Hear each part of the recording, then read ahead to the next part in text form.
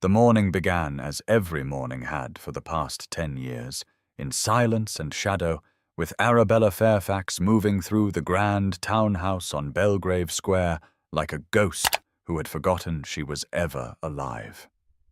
The March dawn filtered weakly through the tall windows of the servants' entrance, casting grey light across the flagstones as she descended from her attic room, her footsteps making no sound on the worn stairs, because she had learned long ago to move without disturbing the air itself, to exist without evidence of existing. Her hands, reddened from cold water and lye soap, carried the heavy copper water cans up 3 flights to the family bedchambers. Her back bent under the weight, her breath coming in quiet gasps that she suppressed because even breathing felt like an intrusion in this house where she was permitted to labor but never to be. The Whitmore townhouse was elegant in the way of declining fortunes, all gilt and brocade in the public rooms where society might observe, but threadbare carpets in the corridors where only servants walked, the contrast a perfect symbol of the family itself, beautiful surfaces concealing rot beneath. Arabella had once known these rooms as a resident rather than a servant, had walked these halls in muslin gowns with her head high, had sat at the breakfast table with Lady Whitmore and Lydia when she was their ward, their cousin's orphaned daughter, taken in after the fever, claimed both her parents within a week of each other when she was 16 years old. She had been Arabella Fairfax then, daughter of Emmeline Gardiner Fairfax and Thomas Fairfax, a girl with prospects and a small inheritance, and a future that seemed, if not brilliant, then at least secure. But that was before Lord Whitmore's investments failed, or so he claimed, before her inheritance of £8,000 simply vanished into the mist of his bookkeeping, before the morning after her 18th birthday, when Lady Whitmore had called her into the drawing-room and explained with cold precision that circumstances had changed, that the money was gone, that Arabella might stay in the household if she wished, but in a different capacity, as a lady's maid to Lydia, earning her keep. And what choice did an 18-year-old orphan have except to say yes and yes and yes until the word lost all meaning?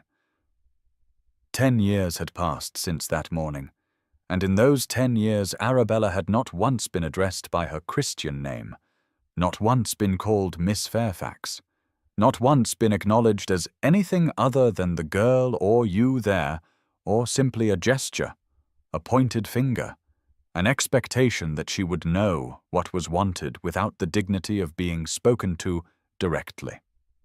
She prepared Lady Whitmore's breakfast tray with mechanical precision, the teapot aligned just so, the toast cut into precise triangles, the marmalade in the crystal dish that was only for family, never for servants. And as she arranged the morning newspapers, she caught sight of her reflection in the silver tea service, a distorted face that she barely recognized, 32 years old but looking older, her chestnut hair streaked with premature grey, her eyes the colour of amber, but dimmed now, as though the light behind them had been extinguished slowly over the years until only habit kept them open. She looked away quickly because sometimes when she saw herself, she felt a terrible panic rising in her chest, a sensation that she was disappearing entirely, that one morning she would wake and find she had no face at all, just a blank space where a person used to be. Arabella, she thought to herself as she climbed the stairs to Lydia's chamber, her name a small rebellion in the privacy of her mind. Arabella Fairfax. My mother was Emmeline. My father was Thomas. I had a name once. I was someone once. I existed. But the words felt hollow even in her thoughts, because what use was a name that was never spoken? What good was an identity that no one acknowledged? And there were nights, deep, terrible nights, when she lay in her narrow attic bed and could not quite remember who Arabella Fairfax had been, when the girl she used to be seemed like a story she had read rather than a life she had lived. Lydia's chamber was warm, a fire already crackling in the grate because Lydia could not bear the cold, and the room smelled of rose water and the faintly sour scent of sleep. Expensive things and bodily things mingled together. Lydia herself was still abed, her blonde hair in curl papers, her face creased from the pillow, and at 28 she had the peevish look of a woman who had expected life to deliver certain rewards and found herself still waiting. "Do stop fumbling, girl," Lydia snapped as Arabella began laying out her morning dress, a confection of primrose silk that had cost more than Arabella would earn in 5 years if she were actually paid wages, which she was not. "At your age, one would think you would have mastered a simple corset." Arabella's hands trembled slightly as she laced the stays, pulling the ribbons through the eyelets with practiced efficiency, her fingers knowing the work even as her mind drifted elsewhere, to the garden party that afternoon, to the Duke of Ashford, who would be attending, to the small spark of curiosity she felt about a man she had never met, but whose name carried through London drawing rooms like a promise or a threat depending on who spoke it. "Oh, but then you never had proper training, did you?" Lydia continued, admiring herself in the glass as Arabella arranged her hair.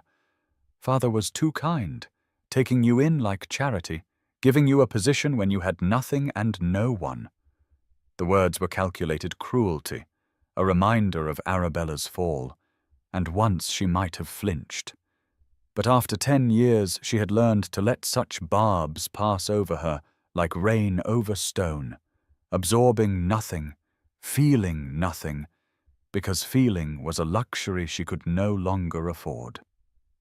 Lady Whitmore swept into the chamber without knocking, her morning dress of violet merino wool impeccable, her hair already dressed, her expression sharp and assessing as she examined her daughter. "The Duke of Ashford is attending today," she announced, her voice clipped and businesslike. "Lydia, this is your opportunity. He has recently returned from his estates and society says he is finally considering marriage at 35. You must be at your most charming, most agreeable. He is wealthy beyond measure, and his bloodline is impeccable. If you can secure his interest, it will save this family from our current difficulties." Arabella felt rather than saw Lady Whitmore's gaze flick over her, a glance of dismissal so complete it was almost violent. And then the older woman turned to the housemaid, hovering in the doorway. "Tell the girl to bring my shawl, the Norwich silk. I shall need it for the carriage," Lady Whitmore said, speaking as though Arabella were not standing 3 feet away, as though she were invisible, or deaf, or simply not human enough to merit direct address. The housemaid bobbed a curtsy and scurried away, and Arabella continued pinning Lydia's hair, her face carefully blank, her heart carefully blank. Everything about her carefully blank because blankness was safety. Blankness was survival. The morning progressed with its usual rituals, the family breaking their fast in the dining room while Arabella stood against the wall in case she was needed. The soft clink of silverware and china, the rustle of newspapers, Lord Whitmore hidden behind the Times, his jowly face occasionally visible when he turned a page, his expression perpetually disgruntled, as though the world owed him something it refused to deliver. Arabella studied him sometimes when she was certain no one was watching, this man who had stolen her inheritance and her future, and she tried to feel hatred, but found only a weary sort of contempt, the way one might feel about a rat in the larder, distasteful but ultimately just following its nature. After breakfast, she helped Lydia change into her walking dress for the garden party, a creation of leaf green taffeta with blonde lace at the collar and cuffs, and as she fastened the tiny buttons up the back of the bodice, she let her mind wander to her attic room, to the small trunk under her bed, where she kept the few possessions she had managed to preserve from her old life. There was a miniature portrait of her mother, painted when Emmeline Fairfax was newly married, her dark hair curled fashionably, her amber eyes so like Arabella's own, her smile gentle and knowing. There was her father's watch, silver and heavy, the chain tarnished now but still beautiful. And there was a book, the collected poems of Wordsworth, a gift from her mother on Arabella's 15th birthday, the leather binding worn soft from years of reading, the pages filled with her mother's penciled notes in the margins, observations and thoughts that made Arabella feel less alone when she read them late at night. Arabella, she would think as she turned those pages, Arabella Fairfax, daughter of Emmeline and Thomas, a girl who loved poetry, who walked by the river, who had a mother who called her darling and a father who called her his clever girl. I existed. I was real. I had a name. But in the daylight hours, moving through the Whitmore house with her silent footsteps and her downcast eyes, it was hard to believe that girl had ever existed at all, hard to remember what it felt like to hear her name spoken with affection rather than cruelty or not spoken at all. The household departed for the garden party in 2 carriages, the family in the first with its crested doors and well-sprung seats, Arabella and the other servants in the second, a hired conveyance that smelled of mildew and someone else's cigars. And as they rolled through the London streets toward Hyde Park, she pressed her face to the window and watched the city pass by, the grand houses of Mayfair giving way to the green expanse of the park where the ton gathered to see and be seen.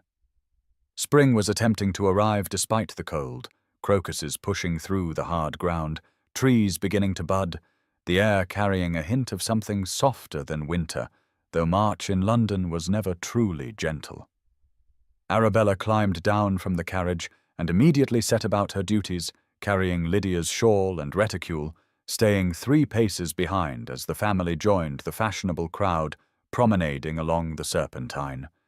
And she made herself small and invisible, as she had learned to do, a shadow attending her mistress, a non-person whose only purpose was to anticipate needs and fulfill them silently. She watched the fine ladies in their spring silks, the gentlemen in their perfectly cut morning coats, the children running with hoops and balls while their nurses called after them, and she felt the familiar ache of displacement, of being present, but not belonging, of seeing a world she had once inhabited now separated from her by an unbridgeable gulf of lost fortune and lost name. Somewhere in this crowd was the Duke of Ashford, the man Lady Whitmore had set her sights on for Lydia, the most eligible bachelor in England according to the whispers Arabella heard among the other servants, a man of impeccable lineage and considerable wealth who had somehow managed to avoid matrimony into his 30s, and Arabella felt a flicker of sympathy for him, this stranger who would be hunted through the season by ambitious mothers and desperate daughters who would be assessed and pursued and schemed over as though he were a prize to be won rather than a man with his own thoughts and feelings.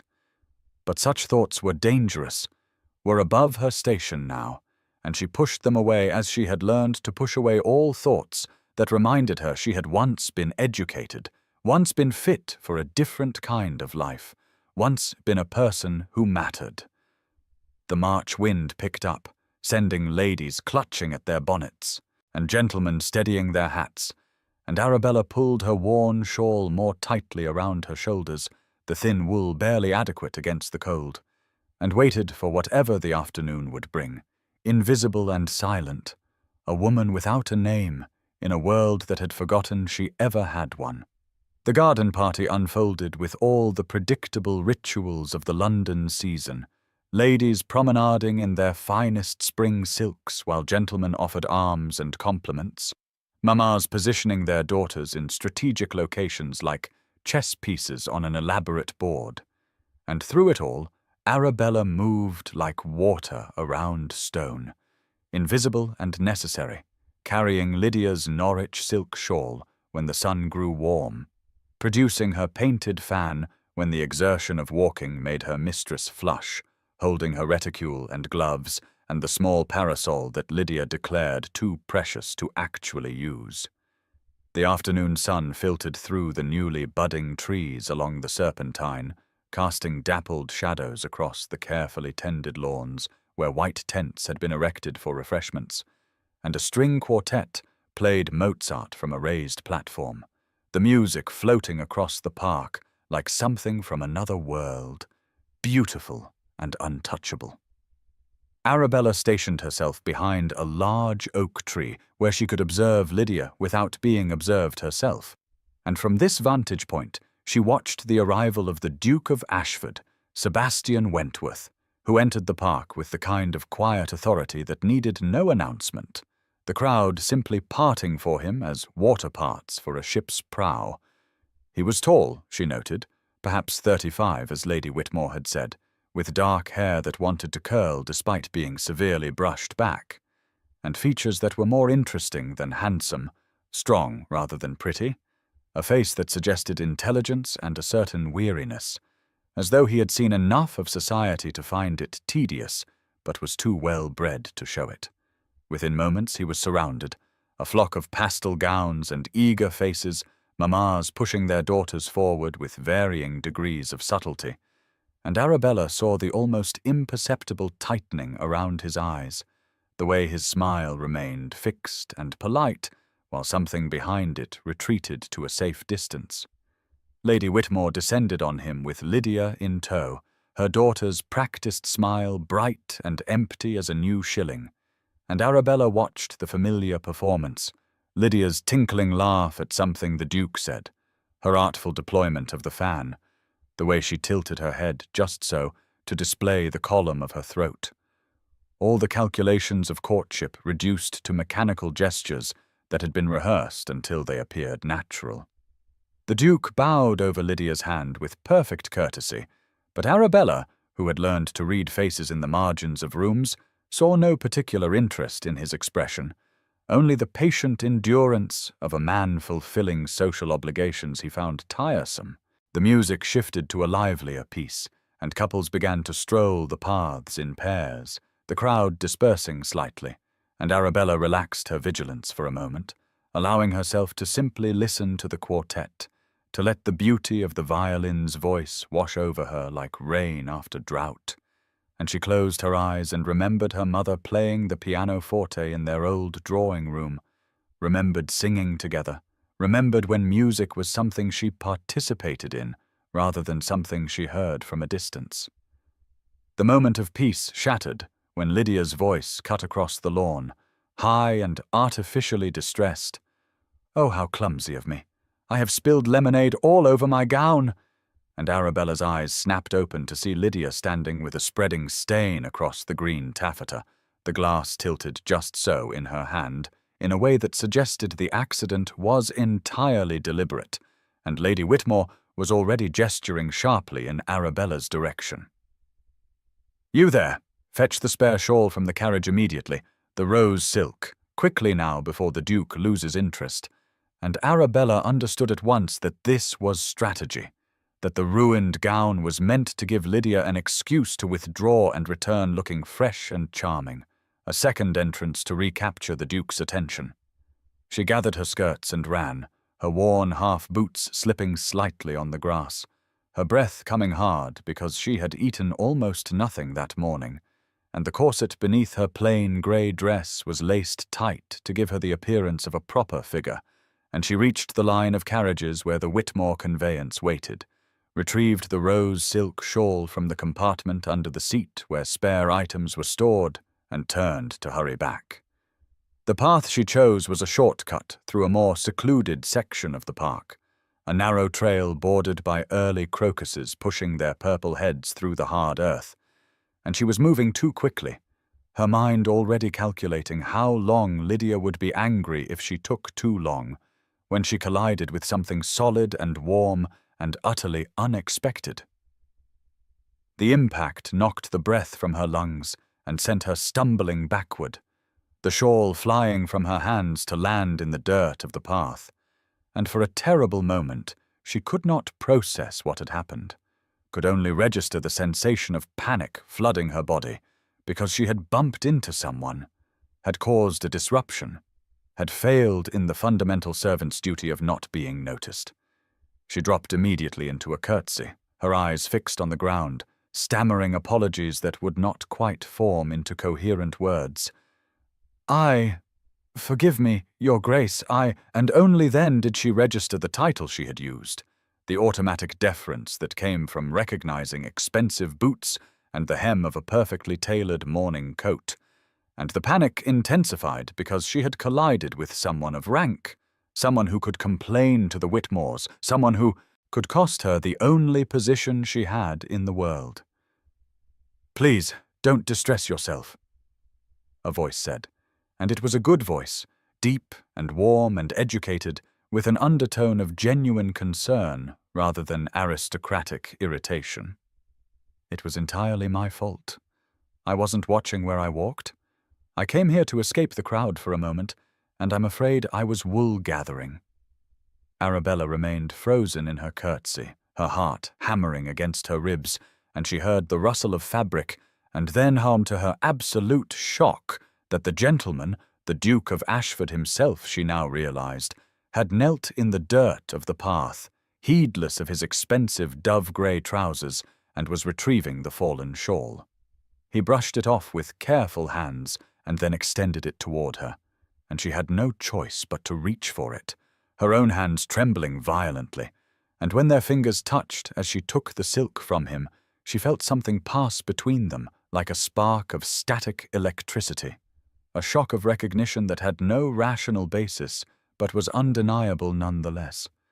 She pulled her hand back quickly, clutching the shawl to her chest, and tried again to form words. "Forgive me, Your Grace, I must. I should."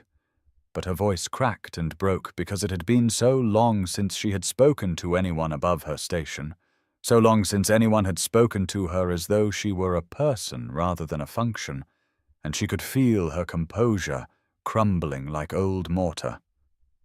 He was still kneeling, she realized with mounting horror, still down at her level rather than standing above her as rank and propriety demanded. And when she dared to flick her eyes up from the ground, she saw that he was studying her face with an expression of curiosity, and something else, something that looked almost like concern. "What is your name?" he asked, and the question was so simple, so ordinary, so completely devastating that Arabella felt the world tilt beneath her feet. "I should like to know whom I have nearly trampled," he continued, when she did not immediately answer, his tone gentle, coaxing, as though he were speaking to a frightened animal. And perhaps that was what she was, a creature so thoroughly beaten that the smallest kindness undid her entirely. The question hung in the air between them, and Arabella opened her mouth to answer, to say the words that should have been the easiest thing in the world. "My name is Arabella Fairfax," but the words would not come. It was as though her tongue had forgotten the shape of them, as though the sounds that made up her name had been buried so deep under 10 years of silence that she could not excavate them in the moment when they were needed most. She stood there, frozen, her mind scrabbling for purchase, and all she could think was, "They call me." But what did they call her?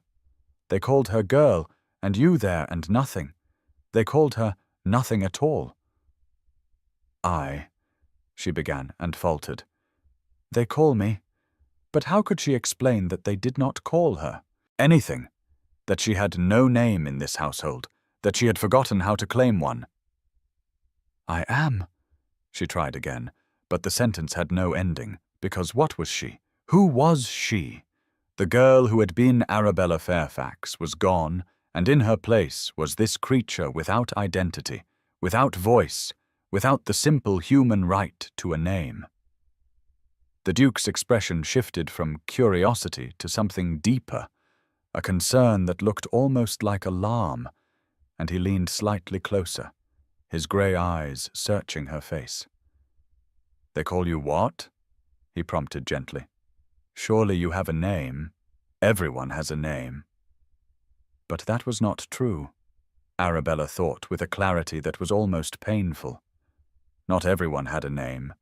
Some people were erased so thoroughly that they became blanks, spaces where a person used to be, and she was one of them.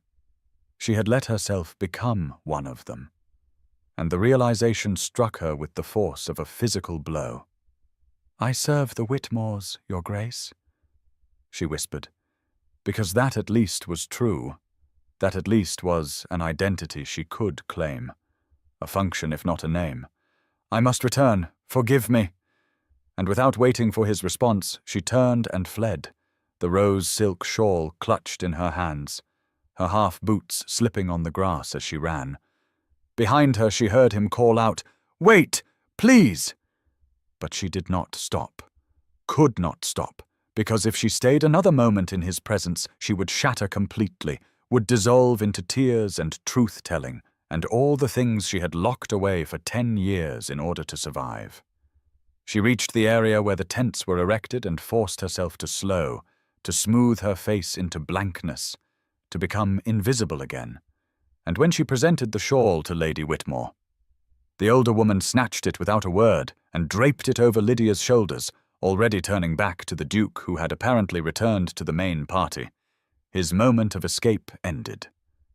Arabella retreated to her position behind the oak tree, her heart still racing, her hands still trembling, and she pressed her palm against the rough bark to steady herself, to anchor herself to something solid and real. "What is your name?" he had asked, and the question echoed in her mind like a bell, like a summons, like a door opening onto a room she had locked and forgotten. "Arabella," she thought fiercely. "My name is Arabella Fairfax. My mother was Emmeline. My father was Thomas. I had a name once.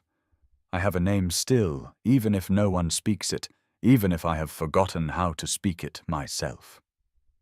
She watched the Duke from her hidden vantage point and saw that he was looking around the crowd with an expression of distraction, as though he were searching for something. And once his gaze swept in her direction, and she pressed herself more firmly behind the tree, terrified that he might see her, might approach her, might ask again the question she could not answer. But he was called away by Lord Somebody, drawn into a conversation with a cluster of gentlemen, and Arabella released a breath she had not known she was holding.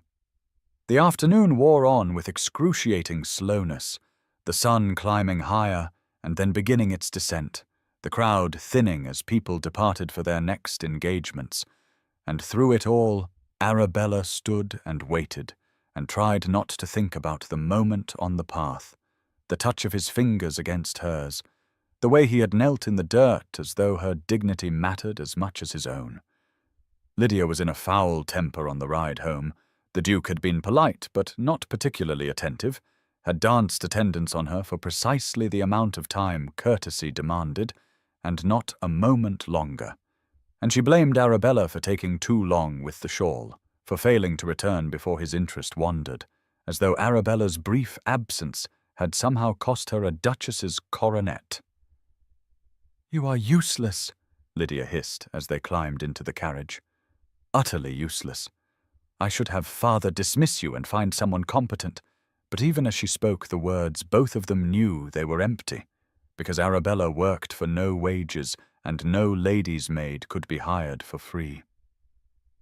That night, in her attic room, Arabella sat on her narrow bed and pressed her hands against her face. And in the privacy and darkness, she whispered the words she had not been able to say that afternoon. "My name is Arabella Fairfax," she told the empty air. "Arabella Fairfax, Arabella," and the sound of it in her own voice was strange and foreign and achingly familiar all at once, like coming home to a house that had been locked for years, finding it still standing but filled with dust and shadows. She thought of the Duke's grey eyes, the genuine confusion on his face when she could not answer his simple question, the way he had looked at her as though she were a puzzle he wanted to solve, and for the first time in 10 years she felt something other than resignation or despair. She felt a tiny fragile spark of something that might have been hope, or might have been simply the memory of what hope used to feel like when she still believed the world held possibilities for girls like her. Sebastian Wentworth had not been able to stop thinking about the woman in the park, which was absurd and troubling in equal measure, because he was a man who prided himself on rational thought and disciplined emotion. Yet for 2 weeks, the memory of her had haunted him with the persistence of a melody he could not name. He found himself distracted during meetings with his steward, during sessions in the House of Lords, during the endless round of social obligations that consumed a duke's London season, and always his mind returned to that moment on the secluded path, to her trembling hands and broken voice, to the look of genuine confusion that had crossed her face when he asked her name, as though the question were in a language she no longer spoke. He had made inquiries, carefully and discreetly, about the Whitmore household, and what he learned troubled him deeply. Lord Whitmore was known to be financially strained despite maintaining appearances, his investments consistently poor, his debts mounting, his standing in society sustained more by the memory of past prosperity than present reality. Lady Whitmore was ambitious and cold, determined to marry her daughter well enough to restore the family fortunes, and there were whispers, never quite substantiated, about a ward who had lived with them years ago, a cousin's daughter who had simply disappeared from society without explanation. When the invitation to dine at the Whitmore residence arrived, Sebastian would normally have declined with a polite excuse, as he declined most such invitations from families with unmarried daughters. But this time he found himself accepting, his curiosity overriding his usual caution, and Lady Whitmore's reply had been effusive, with transparent delight at having secured the presence of the season's most eligible bachelor. The evening of the dinner he dressed with unusual care, his valet noting with raised eyebrows that his Grace seemed particularly concerned with the arrangement of his cravat, and Sebastian ignored the implied question because he could not have explained even to himself why he felt this strange sense of anticipation, this feeling that the evening would reveal something important, though he could not say what. The Whitmore townhouse was elegant in a faded way, the drawing-room furniture slightly worn beneath its costly upholstery, the silver plate tarnished at the edges, the very air seeming to carry the scent of genteel decline. Sebastian was received with great ceremony, Lady Whitmore fluttering about him with compliments and offers of the best sherry, Lord Whitmore emerging from behind his newspaper long enough to shake hands and make ponderous remarks about the weather and the state of the markets, and Lydia Whitmore positioned strategically on the sofa in a gown of celestial blue that had clearly been chosen to complement her eyes. The other guests were minor nobility and wealthy gentry, the kind of people who could be counted on to spread word of the Duke's attendance throughout London society, and Sebastian recognized the dinner for what it was, a calculated display meant to associate the Whitmore name with his own, to suggest a connection that did not yet exist, and might never exist if he had any say in the matter. But his attention was not on the drawing-room theatrics or the transparent matchmaking. His attention was fixed on the periphery, on the shadows at the edges of the room where a figure moved silently, adjusting candlesticks, straightening cushions. And when she stepped briefly into the light to refill someone's glass, he felt his breath catch because it was her, the woman from the park, and in the 2 weeks since their encounter, he had almost convinced himself that he had imagined the strange pull he felt toward her, the sense of recognition that had no rational basis, but seeing her again, he knew he had imagined nothing. She wore the same grey dress, or one identical to it, her hair pulled severely back, her movements economical and practiced, and what struck him most forcefully was her invisibility, the way the other guests looked through her as though she were a piece of furniture, the way Lady Whitmore gestured at her without speaking to her, the way she seemed to exist in the room without occupying any space in the awareness of those present. Sebastian watched her throughout the evening with growing fury that he struggled to contain beneath his usual mask of aristocratic courtesy, watched as she anticipated needs before they were spoken, as she fetched Lady Whitmore's medicine and Lord Whitmore's spectacles as she moved through the room like a ghost, fulfilling the requests of the living. When dinner was announced, she did not join them at table, of course. Servants did not dine with family and guests. But she was present in the dining room, standing against the wall between the sideboards, ready to assist the footman, and Sebastian positioned himself at table so that he could observe her without being obvious about it. He made conversation with Lady Whitmore on his right and the wife of a minor baronet on his left. He praised the excellence of the turtle soup and the delicacy of the fish course. He laughed at Lord Whitmore's laboured jokes and appeared to listen attentively to Lydia's breathless observations about the latest opera. But all the while his true attention was on the woman in grey, waiting and watching for her name. The test came during the fourth course when a napkin beside Lady Whitmore's plate was apparently folded incorrectly, the linen not quite aligned in the elaborate fan shape that fashion demanded, and Lady Whitmore's voice cut across the table conversation with the sharpness of a blade. "This is folded completely wrong," she announced to no one in particular. "You there, did you set this place? Because if so, you have done it incorrectly yet again. One would think after 10 years you could manage something as simple as a napkin."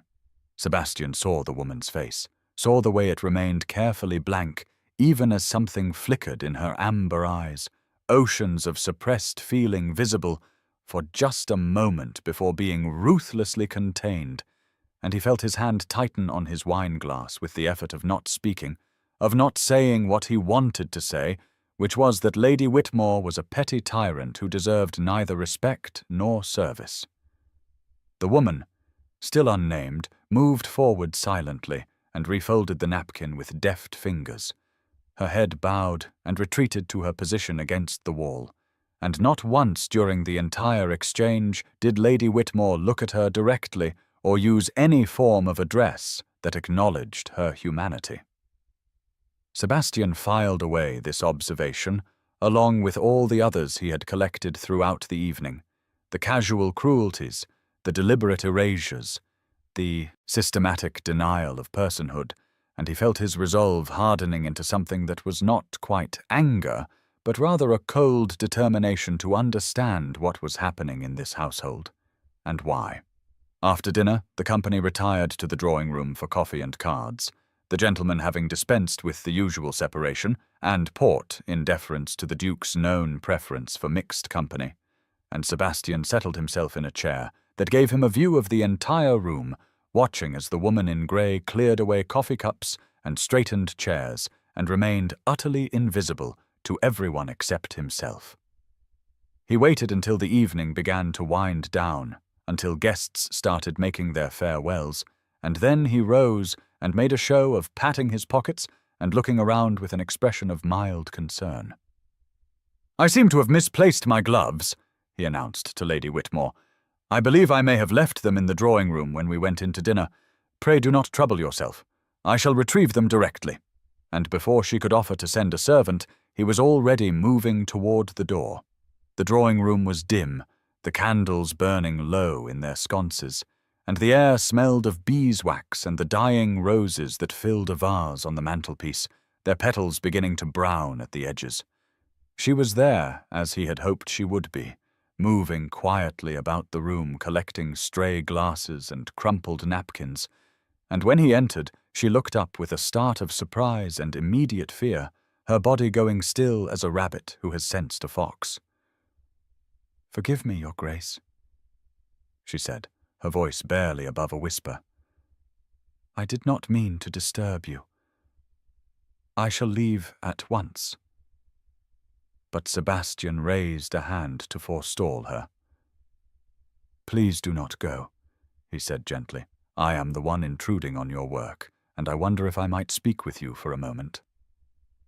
Her eyes went to the door, calculating escape routes and consequences, and he could see the war being fought behind her carefully blank expression, the desire to flee warring with the impossibility of refusing a direct request from a duke. "I have attended many dinners, miss," he began, pausing deliberately to give her the opportunity to supply her name, but she remained silent, her hands twisting in the fabric of her apron. He tried again, more directly. I notice your employers do not address you by name. Is this customary in this household? She stopped moving at that, her back to him, and for a long moment she did not respond. And when she finally spoke, her voice was so quiet he had to strain to hear it.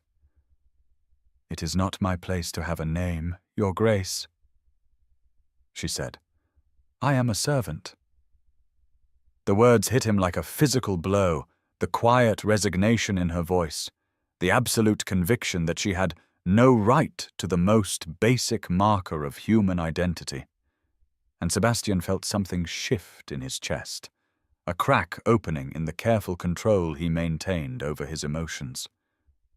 Every person has a name, he said, keeping his voice gentle despite the anger rising in him. Every person has a place. Yours has been taken from you, I think. She turned then, and he saw that her eyes were glistening with unshed tears, her composure crumbling at the edges in a way that made her look both younger and infinitely older than he had first thought. Why do you care? She asked, and the question was not hostile, but genuinely bewildered, as though kindness from a stranger were so foreign to her experience that she could not fathom its motivation. Because in a room full of people performing elaborate social dances, Sebastian replied with complete honesty, You are the only real person I have encountered in months. Everyone else is playing a role, performing a part. But you are simply trying to survive with your dignity intact, and I find that more compelling than all the artifice of the ton combined. He took a step closer, careful not to crowd her, careful to leave her space to retreat if she wished. Please, he said, and he heard the note of pleading in his own voice and did not try to disguise it. Tell me your name. She stood there looking at him, and he could see the internal struggle written across her features, the decade of conditioning that told her she had no right to claim an identity warring with something deeper, some part of her that remembered being a person, being someone. And he waited with his heart hammering in his chest, because he knew somehow that this moment mattered, that what she said or did not say would determine something crucial, though he could not have articulated what. The silence stretched between them, filled with the sound of their breathing and the distant rumble of carriages in the street outside. And then she drew a breath that seemed to come from the very depths of her being, and spoke. Arabella, she said, so quietly he almost missed it. My name is Arabella Fairfax. The words hung in the air between them like something sacred, like a resurrection, and Sebastian felt an emotion he could not quite name rising in his throat, something that was part triumph and part grief and part awe at the courage it had taken for her to speak those simple words. Arabella, he repeated, and he said it gently, reverently, like a prayer or a promise, like the most important word he had ever learned. Arabella Fairfax, and as he spoke her name he saw something change in her face, saw her spine straighten slightly, saw her lift her chin just a fraction of an inch, as though hearing her name spoken aloud with respect and care had reminded her that she was real, that she existed, that she mattered. She was crying now, silent tears sliding down her cheeks, and she made no move to wipe them away, just stood there, with her name hanging in the air between them and her true self visible for perhaps the first time in 10 years. Sebastian wanted to say more, wanted to ask 1,000 questions about how she had come to this place, how a woman named Arabella Fairfax, with education evident, in her speech and bearing had ended up erased and unnamed in the Whitmore household. But he heard voices in the corridor, the party breaking up, guests departing, and he knew their moment of privacy was ending. Thank you, he said softly, for trusting me with your name, Arabella. I shall not forget it. And then he collected his gloves, which he had deliberately left on a side table earlier in the evening, and moved toward the door. As he passed her, he paused and spoke quietly, so that only she could hear. "You deserve better than this, Arabella Fairfax, and I intend to discover how you came to be here and what might be done to restore what has been taken from you." She looked up at him with wide eyes, shock and fear, and something that might have been hope warring in her expression. But before she could respond, he was gone, striding back into the corridor and toward the entrance hall where Lady Whitmore was bidding farewell to her guests. The Duke thanked his hostess with perfect courtesy, complimented the excellence of her table, and made vague noises about future engagements that committed him to nothing, and all the while his mind was turning over the name he had learned, Arabella Fairfax, repeating it to himself like a talisman. In the carriage rolling through the dark London streets toward his own residence, Sebastian sat in the shadows and thought about amber eyes and silent tears, about a woman who had forgotten her own name until a stranger asked for it, and he made himself a promise that he would not rest until he understood the full story of how Arabella Fairfax had been erased and what it would take to make her visible again. The package arrived on a Tuesday morning in late March when the sky was the colour of pewter and a cold rain drummed against the windows of the Whitmore townhouse, and Arabella was in the scullery helping the kitchen maid scrub pots when the butler appeared in the doorway with an expression of puzzled disapproval. "There is a delivery," he announced, his tone suggesting that deliveries were inherently suspect, addressed to a Miss Arabella Fairfax in care of this residence. "Does anyone know of such a person?" Arabella's hands went still in the washing water, her heart beginning to pound with a force that made her dizzy, because no one had sent her anything in 10 years, no one had addressed her by name in 10 years, and the very fact of a package with her full name written upon it felt like a validation of her existence that was almost too overwhelming to comprehend. The other servants turned to look at her, the cook and the scullery maid and the 2 housemaids, and she saw recognition in their faces because they all knew who she really was, had always known even if they were forbidden to speak of it, and the cook gave a small nod of encouragement that made Arabella's throat tighten with unexpected emotion. "That would be me," she said quietly, her voice barely steady. "I am Arabella Fairfax." The butler's eyebrows rose, but he said nothing, merely handed her the package wrapped in brown paper and tied with string, and Arabella took it with trembling hands and carried it up the back stairs to her attic room because she could not bear to open it in front of witnesses, could not risk having this moment, whatever it was, observed and judged and potentially taken from her. In the privacy of her narrow room, she sat on the edge of her bed and carefully untied the string, unwrapped the paper, and found herself looking at a book bound in the most beautiful leather she had ever seen, deep green morocco with gilt lettering on the spine.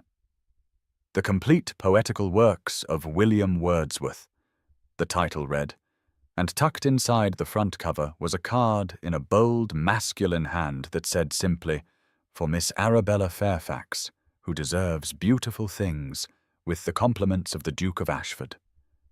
She ran her fingers over the leather, feeling the quality of it, the craftsmanship, and then she opened the book, and the scent of new paper and fine binding rose up to meet her, and for a moment she could not breathe for the joy of it, the sheer overwhelming joy of being seen, being remembered, being given something precious simply because someone thought she deserved it.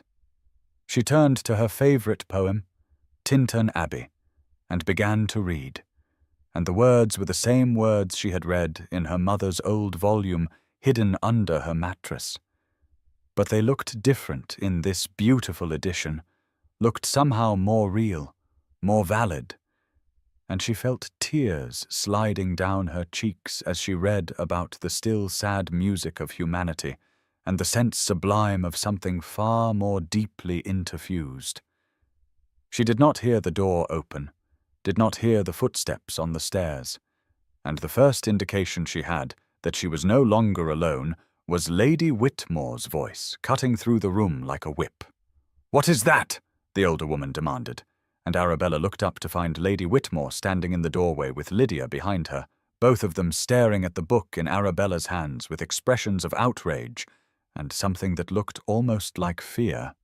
"It is a gift, my lady," Arabella said, rising to her feet and instinctively holding the book behind her back as though she could protect it from what was coming.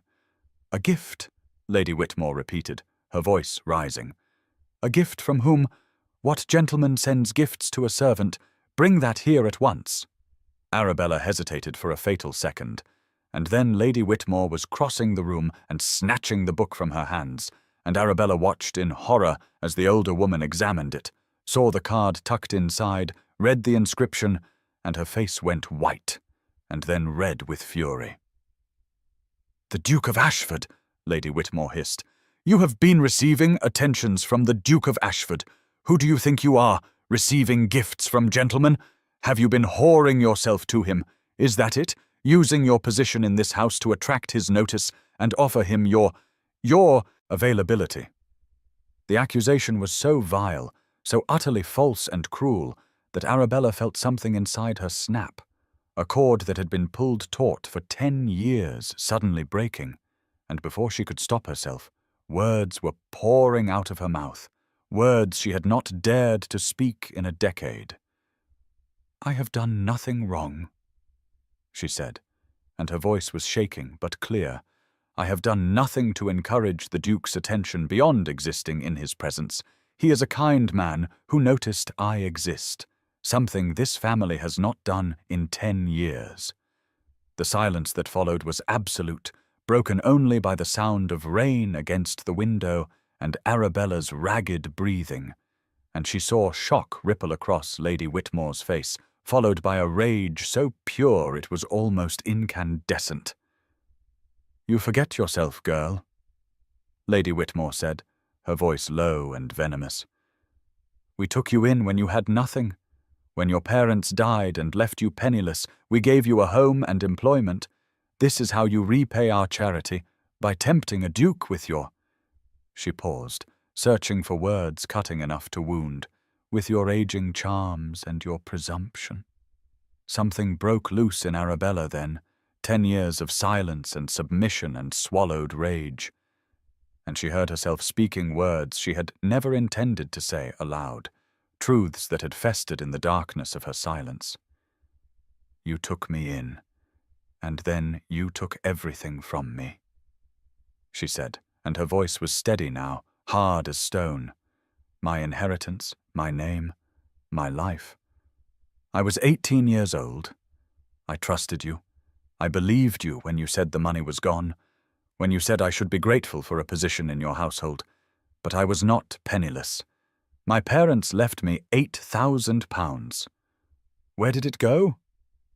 My lady, where did my mother's money go?" Lady Whitmore's hand came up fast and cracked across Arabella's cheek with enough force to snap her head to the side, and the pain was sharp and bright and somehow clarifying, and Arabella raised her hand to her burning cheek and looked at the woman who had stolen her life and felt no fear, only a cold, clear certainty that something had changed irrevocably, that she had spoken and could not unspeak, had claimed her name and her history and could not unclaim them. "Your inheritance was spent on your upkeep, you ungrateful wretch," Lady Whitmore spat. 10 years of food and shelter and clothing, that is where your precious inheritance went. My inheritance could have supported me for life," Arabella replied, her voice quiet but implacable. "It could have provided me with an independent living, with the ability to choose my own path. You took that from me, and you gave me servitude in its place. You erased my name and made me invisible, and I let you because I was young and frightened and alone. But I am not that girl any more." Lady Whitmore clutched the book to her chest, her knuckles white with the force of her grip. "You will apologize this instant," she said. "You will get on your knees and beg my forgiveness for your insolence, and you will burn this book in the kitchen fire. And if you do so, I may may allow you to remain in this household, but if you refuse, you will leave at once, without references and without a penny to your name. Do you understand me?" Arabella looked at the book in Lady Whitmore's hands, at the beautiful green leather and the gilt lettering, at the symbol of her name and her existence and someone's kindness, and she felt the choice before her like a physical weight. She could apologize, could abase herself one more time, could watch the book burn and retreat back into silence and invisibility, could survive as she had survived for 10 years by making herself nothing. Or she could hold on to what she had reclaimed, her voice and her name, and her right to exist, and face whatever consequences came. Before she could speak, before she could make the choice that would determine everything that followed, there was a commotion from below, the sound of the front door opening, the butler's voice raised in surprise, and then footsteps on the main staircase, rapid and purposeful. Lady Whitmore turned toward the door just as Lord Whitmore appeared, his face flushed with agitation. "The Duke of Ashford is here," he announced, his voice tight with barely suppressed panic. "He has called on some pretext of business and is asking for you in the drawing-room. He is asking—" his voice dropped to a hiss, "about a Miss Fairfax and whether she received a book he sent." Lady Whitmore's face went through several interesting transformations, fury giving way to calculation, giving way to a forced smile that looked more like a grimace. "Lydia," she said sharply, "go down and entertain his grace. Tell him I shall be there momentarily. You?" She gestured at Arabella without looking at her directly. "You will remain here and not show your face. Do you understand? You will stay in this room until I decide what is to be done with you." She swept from the room with the book still clutched in her hands, Lydia following, and Lord Whitmore paused in the doorway to give Arabella a look of such venom that she took an involuntary step backward. "You have destroyed this family's prospects," he said quietly. "Whatever relationship we might have built with the Duke is now tainted by your presumption. I hope you are satisfied."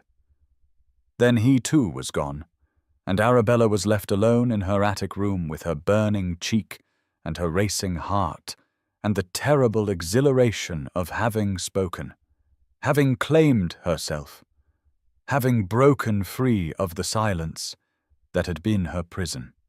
She moved to the small window that looked out over the mews behind the house and pressed her forehead against the cold glass, trying to calm her breathing, trying to think through what would happen next. The Duke was downstairs, had come to the house, had asked about her by name, and she did not know whether to feel gratitude or horror because his attention had protected her and endangered her in equal measure. Below in the drawing-room, Sebastian Wentworth sat with his usual composure and watched Lady Whitmore's face as she entered, noted the high colour in her cheeks and the way her hands trembled slightly as she smoothed her skirts, and knew that something significant had just occurred, though he could not yet determine what. Lord Whitmore followed his wife into the room, his expression guarded, and Lydia positioned herself on the sofa with a smile that did not reach her eyes. "Your Grace," Lady Whitmore said, her voice straining for its usual obsequious warmth. "What an unexpected pleasure. My husband mentioned you had business to discuss." Sebastian smiled blandly, the smile he used when he was maneuvering someone into a position they did not wish to occupy.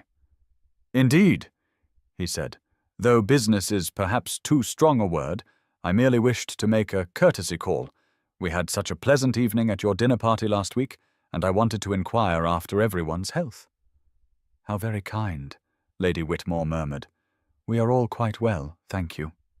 Sebastian let a small pause develop, a silence just long enough to become slightly uncomfortable, and then he said with perfect casualness, "I do hope Miss Fairfax received the volume I sent. I recalled her mentioning Wordsworth during our conversation at dinner. He lies smoothly. They had never discussed poetry, had barely exchanged 3 words in company, but the Whitmores could not know this, and I thought she might enjoy a handsome edition of the complete works." The silence that followed was exquisite, Lady Whitmore's mouth opening and closing soundlessly, Lord Whitmore's face darkening with suppressed fury, Lydia looking between her parents with growing alarm, and Sebastian waited with an expression of polite inquiry, as though he had asked about nothing more significant than the weather. "Miss Fairfax," Lady Whitmore finally managed, her voice strangled. "How thoughtful of your Grace. I am sure the girl— that is, I am sure Miss Fairfax was quite surprised by your generosity." "The girl, or Miss Fairfax?" Sebastian asked gently, his tone mild but his eyes sharp. "I confess I am uncertain which form of address you prefer, though I myself favor the latter as it seems more, shall we say, respectful." Lady Whitmore's smile was a rictus of social necessity. "Of course, Miss Fairfax," she said, stumbling over the name as though it were in a foreign language. She was most surprised, most grateful. "I imagine she was," Sebastian replied. "It is a handsome edition, bound in green morocco. I selected it myself from Hatchard's. I do hope she enjoys it. Wordsworth has always seemed to me a poet who speaks to the soul of those who have experienced both beauty and loss." He let that observation hang in the air, waited with implications, and watched Lord Whitmore shift uncomfortably in his chair. "Your Grace is too kind to take notice of our household staff," the older man said, his voice gruff. "On the contrary," Sebastian said, his voice cooling by several degrees, "I believe it is a mark of a gentleman's character how he treats those in positions of service, and Miss Fairfax struck me during dinner as a woman of some education and refinement. One wonders how she came to be in service at all. The question was a rapier thrust, precise and lethal, and Sebastian saw Lord Whitmore's face go pale, even as Lady Whitmore's flushed darker. "She is our distant cousin," Lady Whitmore said stiffly. "Orphaned young. We took her in out of Christian charity when she had nowhere else to go." "How very generous," Sebastian murmured, "and I trust she is grateful for such benevolence."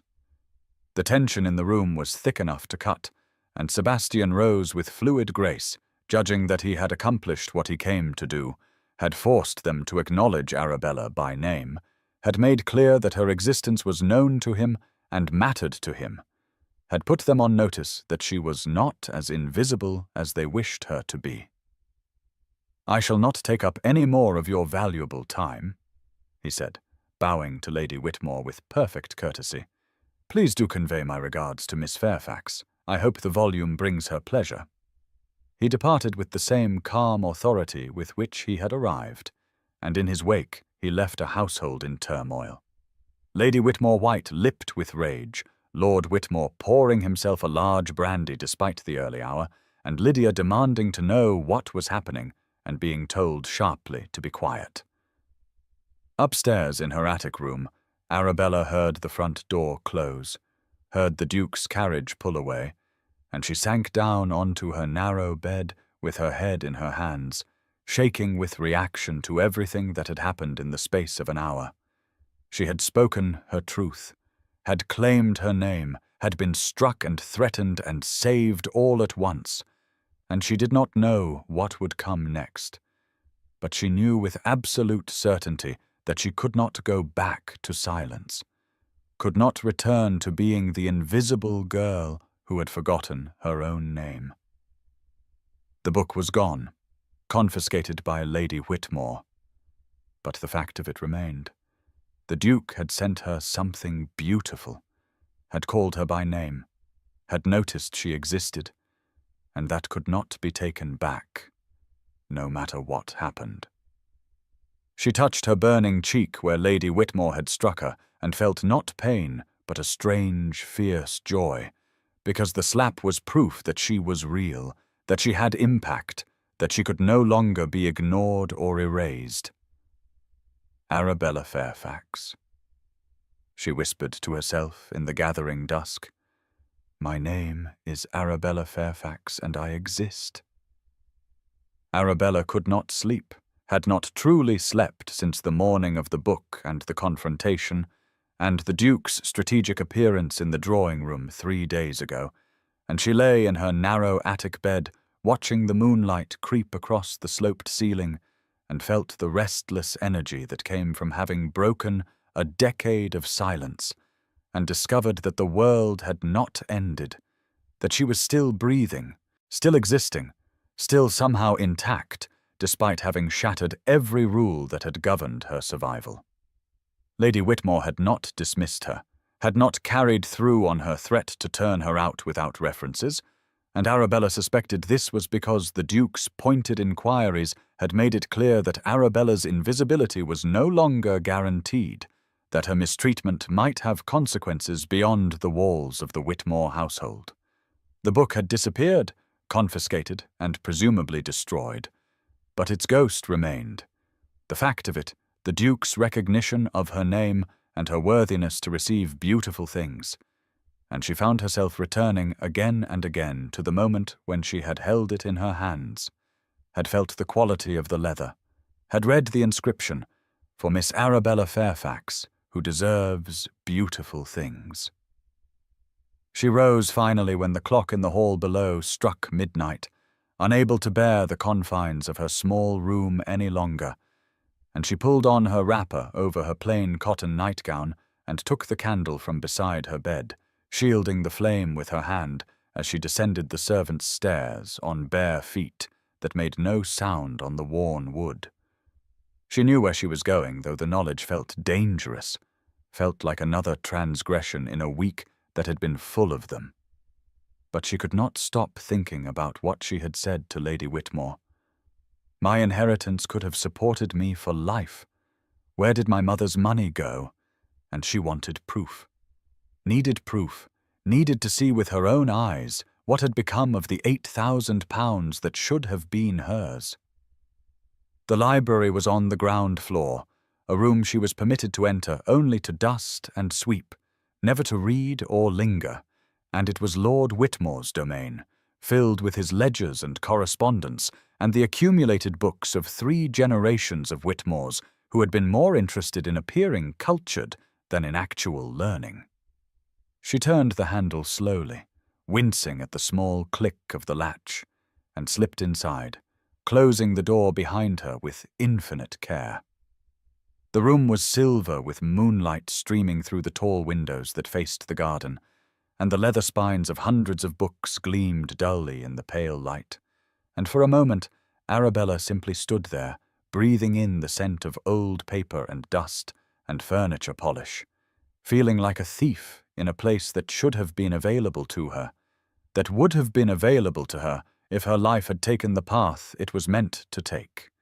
She set her candle on the desk and began to search, opening drawers as quietly as she could manage, her hands shaking with nerves and the transgressive thrill of doing something forbidden. Lord Whitmore kept his ledgers in the large bottom drawer. She knew this from cleaning the room, and she pulled them out one by one, running her fingers down columns of numbers that meant little to her untrained eye, looking for her name, for some record of the inheritance, for proof of what had happened to her parents' careful savings. The entries were cryptic, abbreviations and codes that she could not decipher, but she kept searching, turning pages by candlelight, and she was so absorbed in the task that she did not hear the library door open, did not hear the footsteps crossing the carpet, did not know she was no longer alone until a voice spoke from the shadows near the fireplace. "Looking for something in particular?" the voice asked, and it was a gentle voice, a familiar voice, but Arabella's heart still leapt into her throat, and she spun around so quickly she nearly knocked over the candle. The Duke of Ashford stood beside one of the leather armchairs, a book in his hand, and he was dressed informally in shirt-sleeves and waistcoat, with his cravat loosened, and even in her panic, Arabella registered that this was the most human she had ever seen him, the most accessible, the careful ducal armour set aside for the private hours of night. "Your Grace," she stammered, rising to her feet and nearly tripping over her wrapper in her haste. "I did not know. I thought everyone was— Forgive me, I should not be here. I will go at once." She moved toward the door, but he raised a hand to stop her, his expression not angry but concerned, curious, and something else she could not quite identify. "Please do not go on my account," he said. "I am the interloper here. I could not sleep and came down to find something to read. I did not mean to startle you." And he paused, studying her face in the candlelight. "But I am curious what brings you to the library at midnight. What were you searching for in those ledgers?"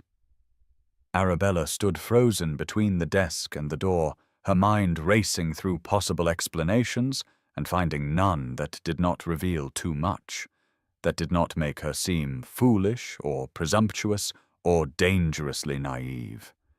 She could lie, could claim she was looking for household accounts on Lady Whitmore's orders, but something in his face told her he would know the lie, would see through it, and besides she was tired of lying, tired of hiding, tired of the careful erasure of her own truth. "I was looking for proof," she said finally, her voice barely above a whisper. "Proof of what happened to my inheritance, to the money my parents left me. I wanted to see it written down, wanted to understand where it went and how."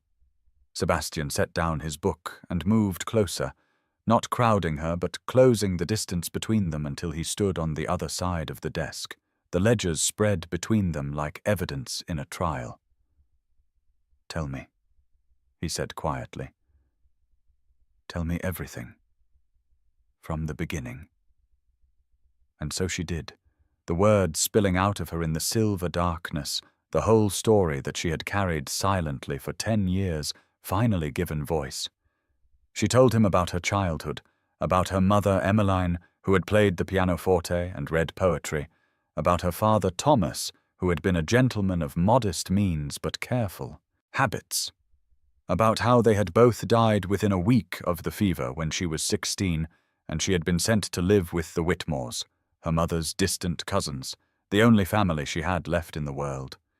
She told him about the 2 years when she had been their ward, raised alongside Lydia, educated by the same governess, dressed in muslins and taught to dance and paint and sing, promised a small London season when she turned 18, promised a future that seemed secure, if not brilliant. "I was so young," she said, her voice breaking slightly. "I had no one. My parents were dead. The Whitmores were my only family. When Lord Whitmore told me the investments had failed, that the money was gone, I believed him. I had no reason not to. I knew nothing of finance or law or how trusts were managed. I was 18 years old and terrified and completely alone."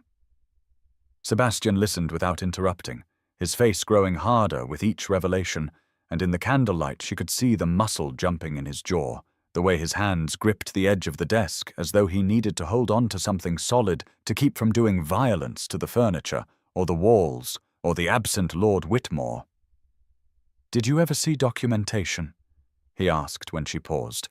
"Proof of the failed investments, any legal papers explaining what had happened to the trust?" She shook her head.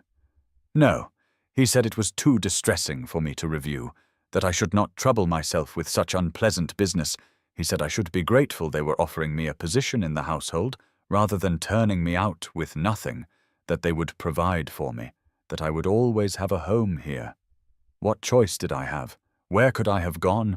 I had no money, no other family, no skills beyond what a lady's education provides, which is to say nothing practical, nothing that would allow me to earn my keep. So I said yes. I agreed to become Lydia's maid, and at first I told myself it was temporary, that perhaps the investments would recover, that perhaps Lord Whitmore would restore my inheritance when the family's fortunes improved. But as the months turned into years, I began to understand that I would never see that money again, that I had been quietly and completely dispossessed, and the knowledge of it, the helplessness of it, made me want to disappear entirely. And so I did. I stopped speaking unless spoken to. I stopped using my name. I let them erase me because being erased was easier than fighting a battle I could not possibly win. The tears were sliding down her cheeks now, though she had not meant to cry, had not wanted to appear weak or pitiable, but the relief of telling the story, of giving voice to 10 years of silent grief and rage and resignation was overwhelming, and she could not stop the tears any more than she could stop the words. "I have not said my own name in 10 years, she whispered, "until you asked me to, until you looked at me in the park and asked me what my name was, as though I were a person who deserved to have one, and I could not answer you because I had forgotten, not intellectually but in some deeper way. I had forgotten that I was Arabella Fairfax, that I was my mother's daughter, that I was someone." Sebastian was silent for a long moment, and when he finally spoke, his voice was rough with suppressed emotion. "Arabella," he said, and then paused. "May I call you Arabella?" She nodded, unable to speak around the tightness in her throat. And he continued. "Arabella, what they did was illegal. If your parents left you an inheritance, it was held in trust. Those funds could not simply disappear without documentation. Trusts are governed by law, by courts, by solicitors who have a legal obligation to act in the beneficiary's interest. Either Lord Whitmore is a spectacularly unlucky investor who can produce records of catastrophic losses, or he is a thief who stole your money and has spent the past 10 years benefiting from your labor without compensation." The words hung in the air between them, sharp and clear and utterly damning, and Arabella felt something shift in her chest, a small fierce flame of hope that she had not allowed herself to feel in a decade. "Even if you are right," she said, her voice shaking, "I have no power, no recourse. I am a servant without references, without connections, without means. Who would believe me if I made such an accusation? Who would listen to my claims against a family of Lord Whitmore's standing?" "I believe you," Sebastian said quietly, "and I am not without influence." He came around the desk then, closing the distance between them, and before she quite understood what he intended, he had taken both her hands in his, and the touch was warm and solid, and utterly devastating in its simple human kindness. "You are not alone any more," he said, looking directly into her eyes. "Arabella Fairfax, you are not a servant, you are a woman who has been grievously wronged, and I intend to help you rectify it. I have solicitors, I have access to court records, I have the social standing to make inquiries that you cannot make, and I will not rest until I understand exactly what happened to your inheritance and what can be done to restore it to you." Arabella stared at him, at this man she barely knew who was offering her something she had not dared to hope for: justice, restitution, the possibility of reclaiming not just her money, but her name, her identity, her place in the world. And she could not comprehend why he would do this, what she could possibly mean to him that he would involve himself in her troubles. "Why?" she asked, the single word encompassing all her confusion and disbelief. "Why do you care what happens to me?" He was quiet for a moment, his thumbs moving gently across her knuckles in a gesture that felt both comforting and intimate. And when he spoke, his voice was very soft. "Because you deserve justice," he said, "because what was done to you was wrong, and I cannot stand by and allow it to continue unchallenged, because in a world full of people who perform kindness for social advantage, you are genuinely kind, despite having every reason to be bitter, because you have survived a decade of cruelty with your essential self intact, and that takes a strength I find extraordinary. And because—" he paused, his eyes searching hers, "because when I speak your name, I see you come alive. I see you remember who you are, and I want you to have the opportunity to be that person fully, without constraint, without fear, without the weight of injustice pressing you down into silence. The tears were coming harder now, tears of grief and relief and something that felt dangerously close to joy. And Sebastian released one of her hands to pull a handkerchief from his pocket and offer it to her with the same gentle courtesy he had shown when he knelt in the dirt to retrieve her fallen shawl in the park. She took it and pressed it to her face, breathing in the scent of his cologne, sandalwood, and something citrus. And when she looked up at him again, he was smiling slightly. A small, sad smile that acknowledged the strangeness and intimacy of this midnight meeting. "Arabella," he said, just her name, nothing more. And then again, "Arabella, Arabella," as though he were making up for 10 years of silence, as though he could resurrect her simply by speaking her name enough times. The moonlight painted them both in silver, turned the library into a place outside of time, and Arabella felt the world narrow to just this room, this man, this moment of being seen and known and believed. She had come down here looking for proof in ledgers and accounts, cold documentary evidence of theft. But what she had found instead was something warmer and more dangerous, someone who looked at her and saw not a servant or a victim, but a person, Arabella Fairfax, a woman with a history and a future, a woman who deserved beautiful things. "Thank you," she whispered, inadequate words for the enormity of what he was offering, but the only words she had. "Thank you for believing me, for seeing me, for saying my name as though it matters." "It does matter," Sebastian said fiercely. "You matter, Arabella Fairfax. You have always mattered, even when the world tried to convince you otherwise. And I swear to you that I will do everything in my power to help you reclaim what was stolen from you.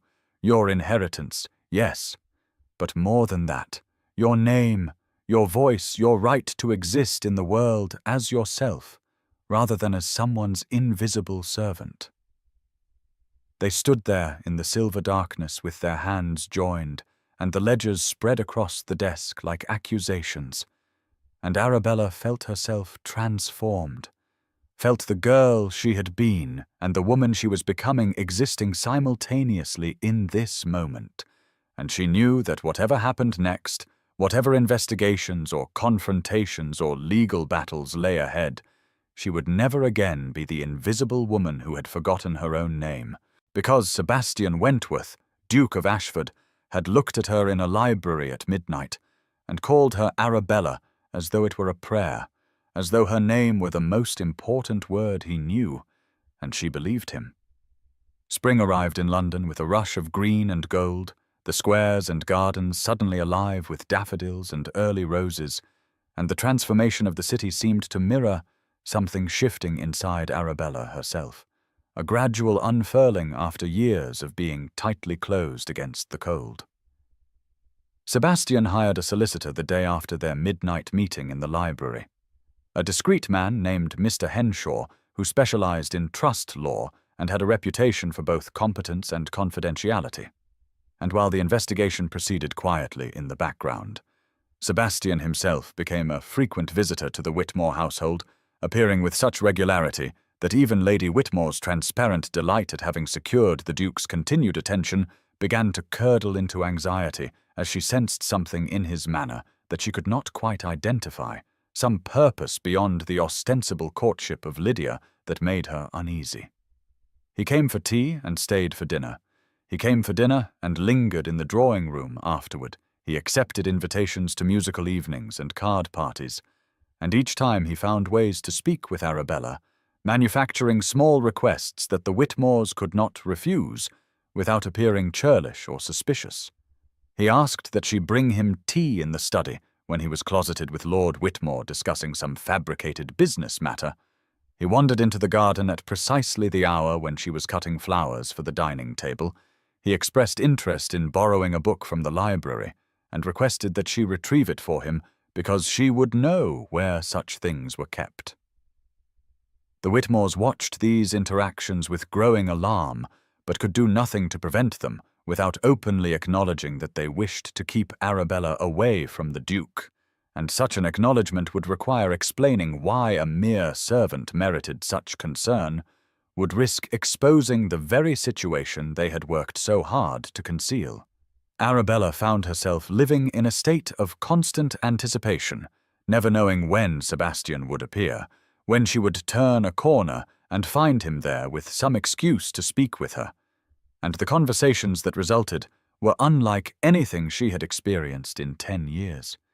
He asked her opinion on books, on poetry, on the paintings that hung in the Whitmore drawing room, and at first she answered haltingly, uncertainly, as though she had forgotten how to engage in genuine discourse rather than simply receiving orders.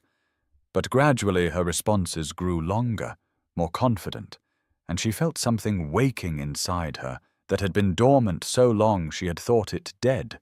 Her mind, her education, her ability to think and speak and engage with ideas.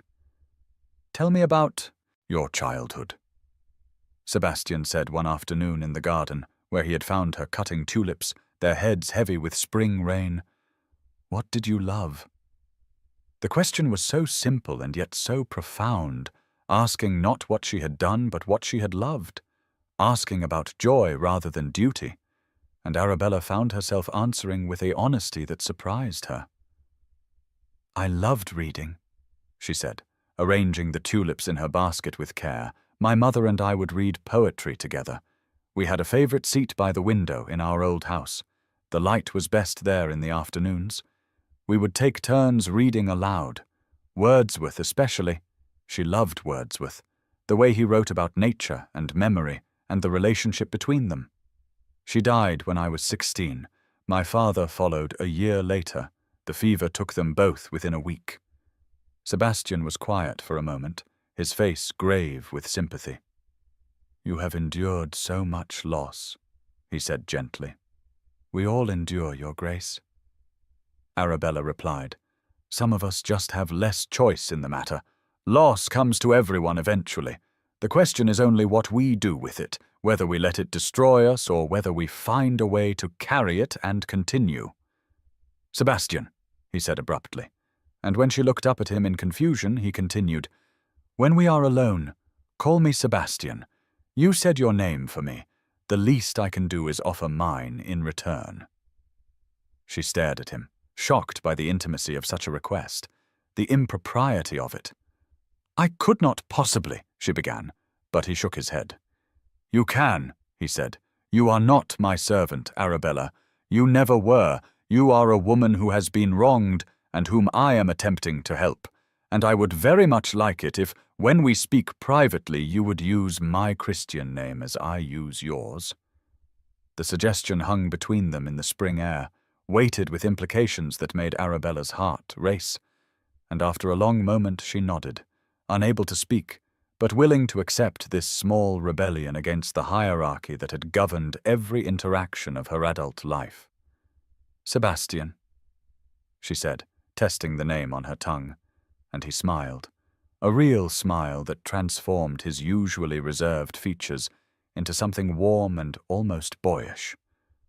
"Much better," he said, and then someone called from the house, Lady Whitmore's voice sharp with suspicion, and they both stepped apart as though they had been caught in some transgression far more serious than a conversation about poetry. The visits continued throughout April and into May, and Arabella found herself changing in small but significant ways. She began to take more care with her appearance, not dramatically but subtly, pinning her hair in a softer style that framed her face, standing straighter, meeting people's eyes rather than keeping her gaze fixed on the floor. The other servants noticed, and their response was not jealousy, but quiet support. The cook slipping her extra portions at meals, the housemaids offering to help with her work so she had more time to rest, the butler treating her with a deference that acknowledged her true status as the wronged ward rather than the invisible maid. They had always known the truth of her situation, had always understood that what the Whitmores had done to her was cruel and probably illegal, but they had been powerless to intervene, and now that the Duke himself had taken an interest, They felt emboldened to show her small kindnesses, to acknowledge in gesture what they could not say aloud. Arabella kept wildflowers in a chipped teacup on the windowsill of her attic room, daffodils and primroses and tiny violets that she gathered from the corners of the garden, and sometimes when she woke in the early morning light, she would look at them and feel something that was almost happiness, a lightness in her chest that came from being seen, being spoken to, being treated as though her thoughts and feelings mattered. But underneath the happiness was fear, a growing terror that she tried to suppress, but could not entirely silence, because she was falling in love with Sebastian Wentworth, and she knew with absolute certainty that such a love was impossible, doomed, a fantasy that could only end in heartbreak. He was a duke, one of the most powerful men in England, and she was a penniless servant with a stolen inheritance and a decade of erasure behind her. And even if he helped her recover her money, she would still be gentry at best, a woman of modest means and no particular family, utterly unsuitable as a wife for a man of his rank. She told herself that his interest was purely charitable, that he was helping her because he was fundamentally decent and found her situation outrageous, that the kindness he showed her was the same kindness he would show to any victim of injustice. But there were moments when she caught him looking at her with an expression she could not quite decipher, something in his eyes that suggested his feelings might be more complicated than simple benevolence, and those moments terrified her because they gave her hope, and hope was the most dangerous thing she could allow herself. In his own study across London, Sebastian sat with Mr. Henshaw and reviewed the results of the investigation with a growing sense of fury that made his hands shake as he turned the pages of documented evidence. "Your Grace," the solicitor said, his tone carefully neutral, "the evidence is incontrovertible." Lord Whitmore forged documents claiming that investments made on behalf of Miss Fairfax's trust had failed catastrophically. He produced false reports from non-existent firms. He created an entire paper trail of fictional losses, but the money, all £8,000 of it, was in fact transferred directly to his personal accounts over the course of 18 months beginning in the spring of 1848. The funds were used to pay his gambling debts, to maintain the household beyond his means, to purchase jewellery for Lady Whitmore and gowns for Miss Lydia, Miss Tsar. Fairfax's inheritance was quite literally stolen to support the lifestyle of the family that claimed to be providing for her out of charity. Sebastian felt sick with rage, his usual careful control slipping as he absorbed the full extent of the Whitmores' theft and deception. "Can we prosecute?" he asked, his voice tight. "We can," Mr. Henshaw replied. "The evidence is more than sufficient for criminal charges, forgery, embezzlement, fraud. Lord Whitmore would almost certainly be convicted and could face imprisonment, though I must warn your Grace that such a prosecution would be a tremendous scandal. The Whitmores would be utterly ruined socially as well as legally, and Miss Fairfax herself would be subjected to intense public scrutiny. Her personal circumstances would be examined in court. In the newspapers, she would have no privacy, no protection from speculation and gossip." Sebastian was silent, considering the implications. The cost of justice weighed against the cost of mercy. "What is Miss Fairfax legally entitled to?" he asked finally. "The full amount of the original inheritance plus interest calculated at the standard rate over the intervening decade," Mr. Henshaw said, consulting his notes, "which comes to nearly £10,000. Additionally, she could claim compensation for lost wages if we can establish that her position in the Whitmore household was coerced servitude rather than voluntary employment, which the evidence strongly suggests." £10,000. Sebastian thought. Enough to make Arabella independent, enough to give her choices, enough to restore not just her money, but her autonomy, her ability to determine her own future. He thanked Mr. Henshaw and dismissed him with instructions to prepare the documentation, but to take no further action until Sebastian gave the word. And when he was alone in his study, he pressed his hands against his face and tried to understand what he was feeling. This tangle of rage at the Whitmores and protectiveness toward Arabella. And something else, something deeper and more personal that he had been trying not to acknowledge. He was falling in love with her, he realized.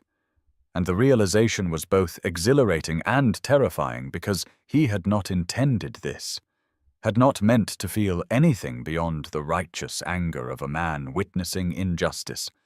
But somewhere between the park and the library and the garden conversations, he had stopped seeing her as a victim to be rescued, and started seeing her as simply Arabella, a woman of extraordinary strength and intelligence and quiet grace.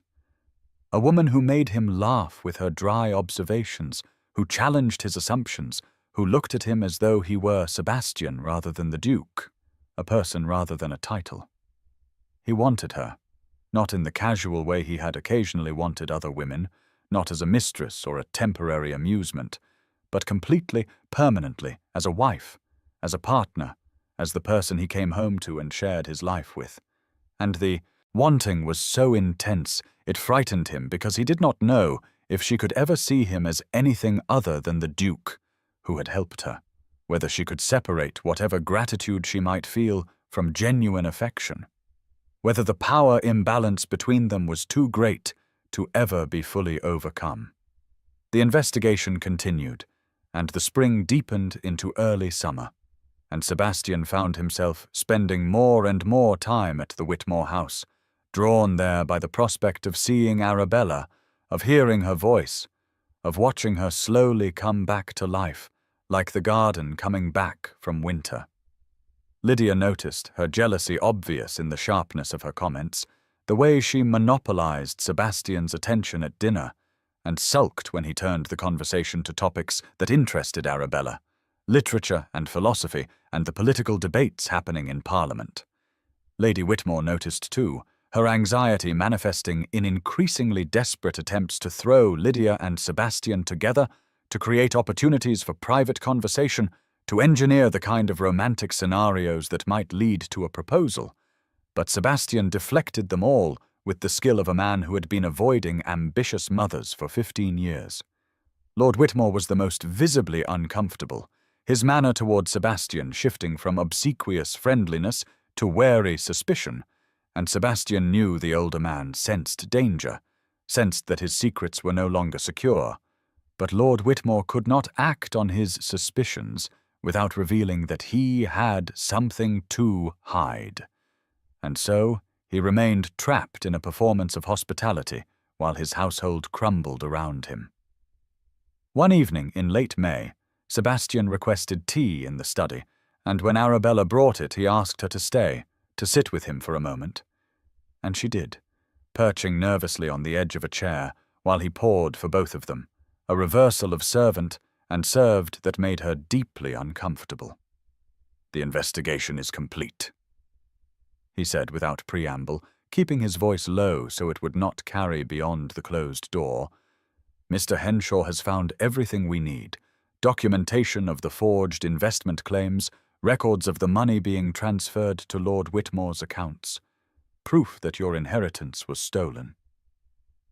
Arabella's hands trembled as she set down her teacup, her face going pale.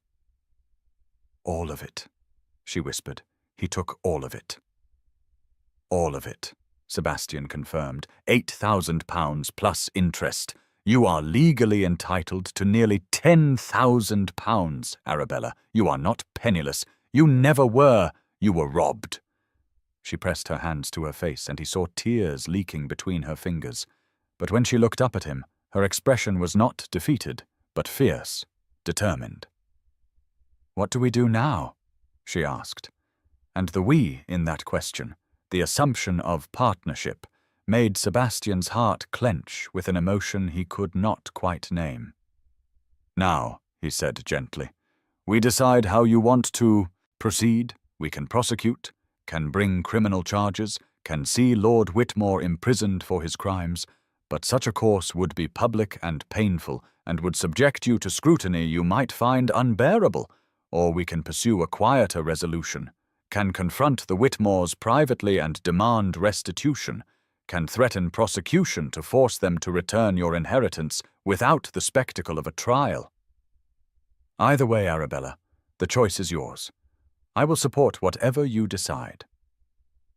She looked at him for a long moment, her amber eyes searching his face, and then she said something that took his breath away. "Why are you doing this, Sebastian? Truly, what am I to you that you would invest so much time and effort in my troubles?" The question hung in the air between them, honest and vulnerable, and impossible to answer with anything less than equal honesty, and Sebastian felt himself standing at a precipice, knowing that what he said next would determine everything that followed. "You are," he began, and then stopped, searching for words adequate to the truth. "You are the most remarkable woman I have ever known, Arabella Fairfax, and I am doing this not out of duty or charity, but because I cannot bear to see you treated unjustly, because your happiness matters to me, because you matter to me in ways that have nothing to do with obligation and everything to do with—" He paused, gathering his courage. "Everything to do with how I feel about you, which is more than I should feel and less than I want to say." The confession hung between them like a living thing, and Arabella stared at him with wide eyes, her expression shifting from shock to something that looked almost like pain. "You cannot mean that," she said, her voice shaking. "I am nobody, Sebastian. I am a servant in a house that stole my inheritance. I am a woman without standing or connections or anything to recommend me. You are a duke. You could marry anyone. Why would you?" She broke off, unable to finish the sentence. "Because when I am with you, I feel more myself than I have ever felt in company," Sebastian said simply. "Because you see me, Arabella, not the title or the wealth or the social position, but me, Sebastian, just a man who happens to be a duke, but is still just a man underneath all the trappings. And when you say my name, it sounds like the truth instead of a formality." Arabella was crying again, silent tears streaming down her face, and Sebastian wanted to go to her, to take her in his arms, but he forced himself to remain where he was, to give her space to feel whatever she was feeling, without the pressure of his physical presence. "I am afraid," she whispered, "afraid that this is not real, that I am misunderstanding, that you will realize what a mistake it would be to bind yourself to someone like me, and I will be left more alone than I was before, because I will have let myself hope." "Then let me be clear," Sebastian said, his voice steady and sure. "I am not offering you charity, Arabella. I am offering you my heart. I am in love with you, and whatever happens with the inheritance, whatever you decide about the Whitmores, whatever path you choose for your future, I want to walk it with you if you will have me, not as your benefactor, but as your partner, your equal, your choice freely made." The words settled into the quiet study like a benediction, and Arabella looked at him with an expression of such wonder and terror and tentative joy that Sebastian felt his own eyes prickling with tears he refused to shed. And in that moment, everything hung in balance, the future waiting to be determined by what she said next. The meeting was scheduled for 2 o'clock on a Wednesday afternoon in early June, and Sebastian arrived at the Whitmore townhouse with Mr. Henshaw and a leather portfolio containing enough documented evidence to destroy the family's reputation and possibly send Lord Whitmore to prison. And as he climbed the steps to the front door, he felt a cold fury settle over him like armor, the kind of ducal authority he rarely deployed, but which came naturally when justice demanded it.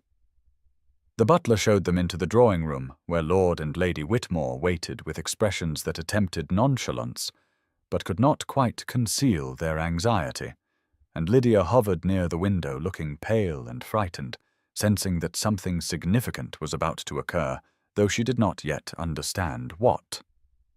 Sebastian did not sit when invited, did not accept the offer of refreshment, did not engage in any of the social pleasantries that usually preceded business.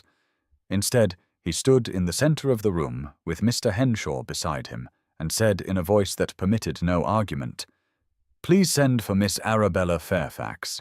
Her presence is required for this discussion."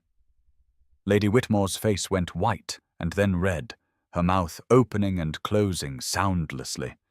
And Lord Whitmore blustered, "I fail to see why a servant should be present for a private meeting, Your Grace. Surely whatever business you have with us can be conducted without." But Sebastian cut him off with a look of such cold disdain that the older man fell silent mid-sentence. "Miss Fairfax is not your servant," Sebastian said, each word precise and sharp as a blade.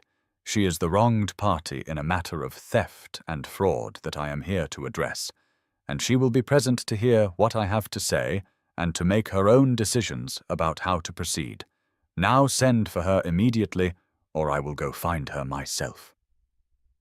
The threat hung in the air, and after a moment of frozen silence, Lord Whitmore gestured sharply to the butler, who departed, and returned moments later with Arabella, her face carefully blank, but her hands trembling slightly at her sides. She entered the drawing-room and stopped just inside the door, and Sebastian saw her taking in the scene, the Whitmores seated on the sofa looking like defendants at a trial, Mr. Henshaw with his portfolio of documents, Sebastian himself standing in a position of authority, and he saw the moment she understood that this was it, the confrontation they had discussed, the reckoning that would determine her future. "Please come in, Arabella," Sebastian said gently, using her Christian name deliberately to establish her status as a person rather than a servant. "And come stand here beside me. You should hear everything that is said."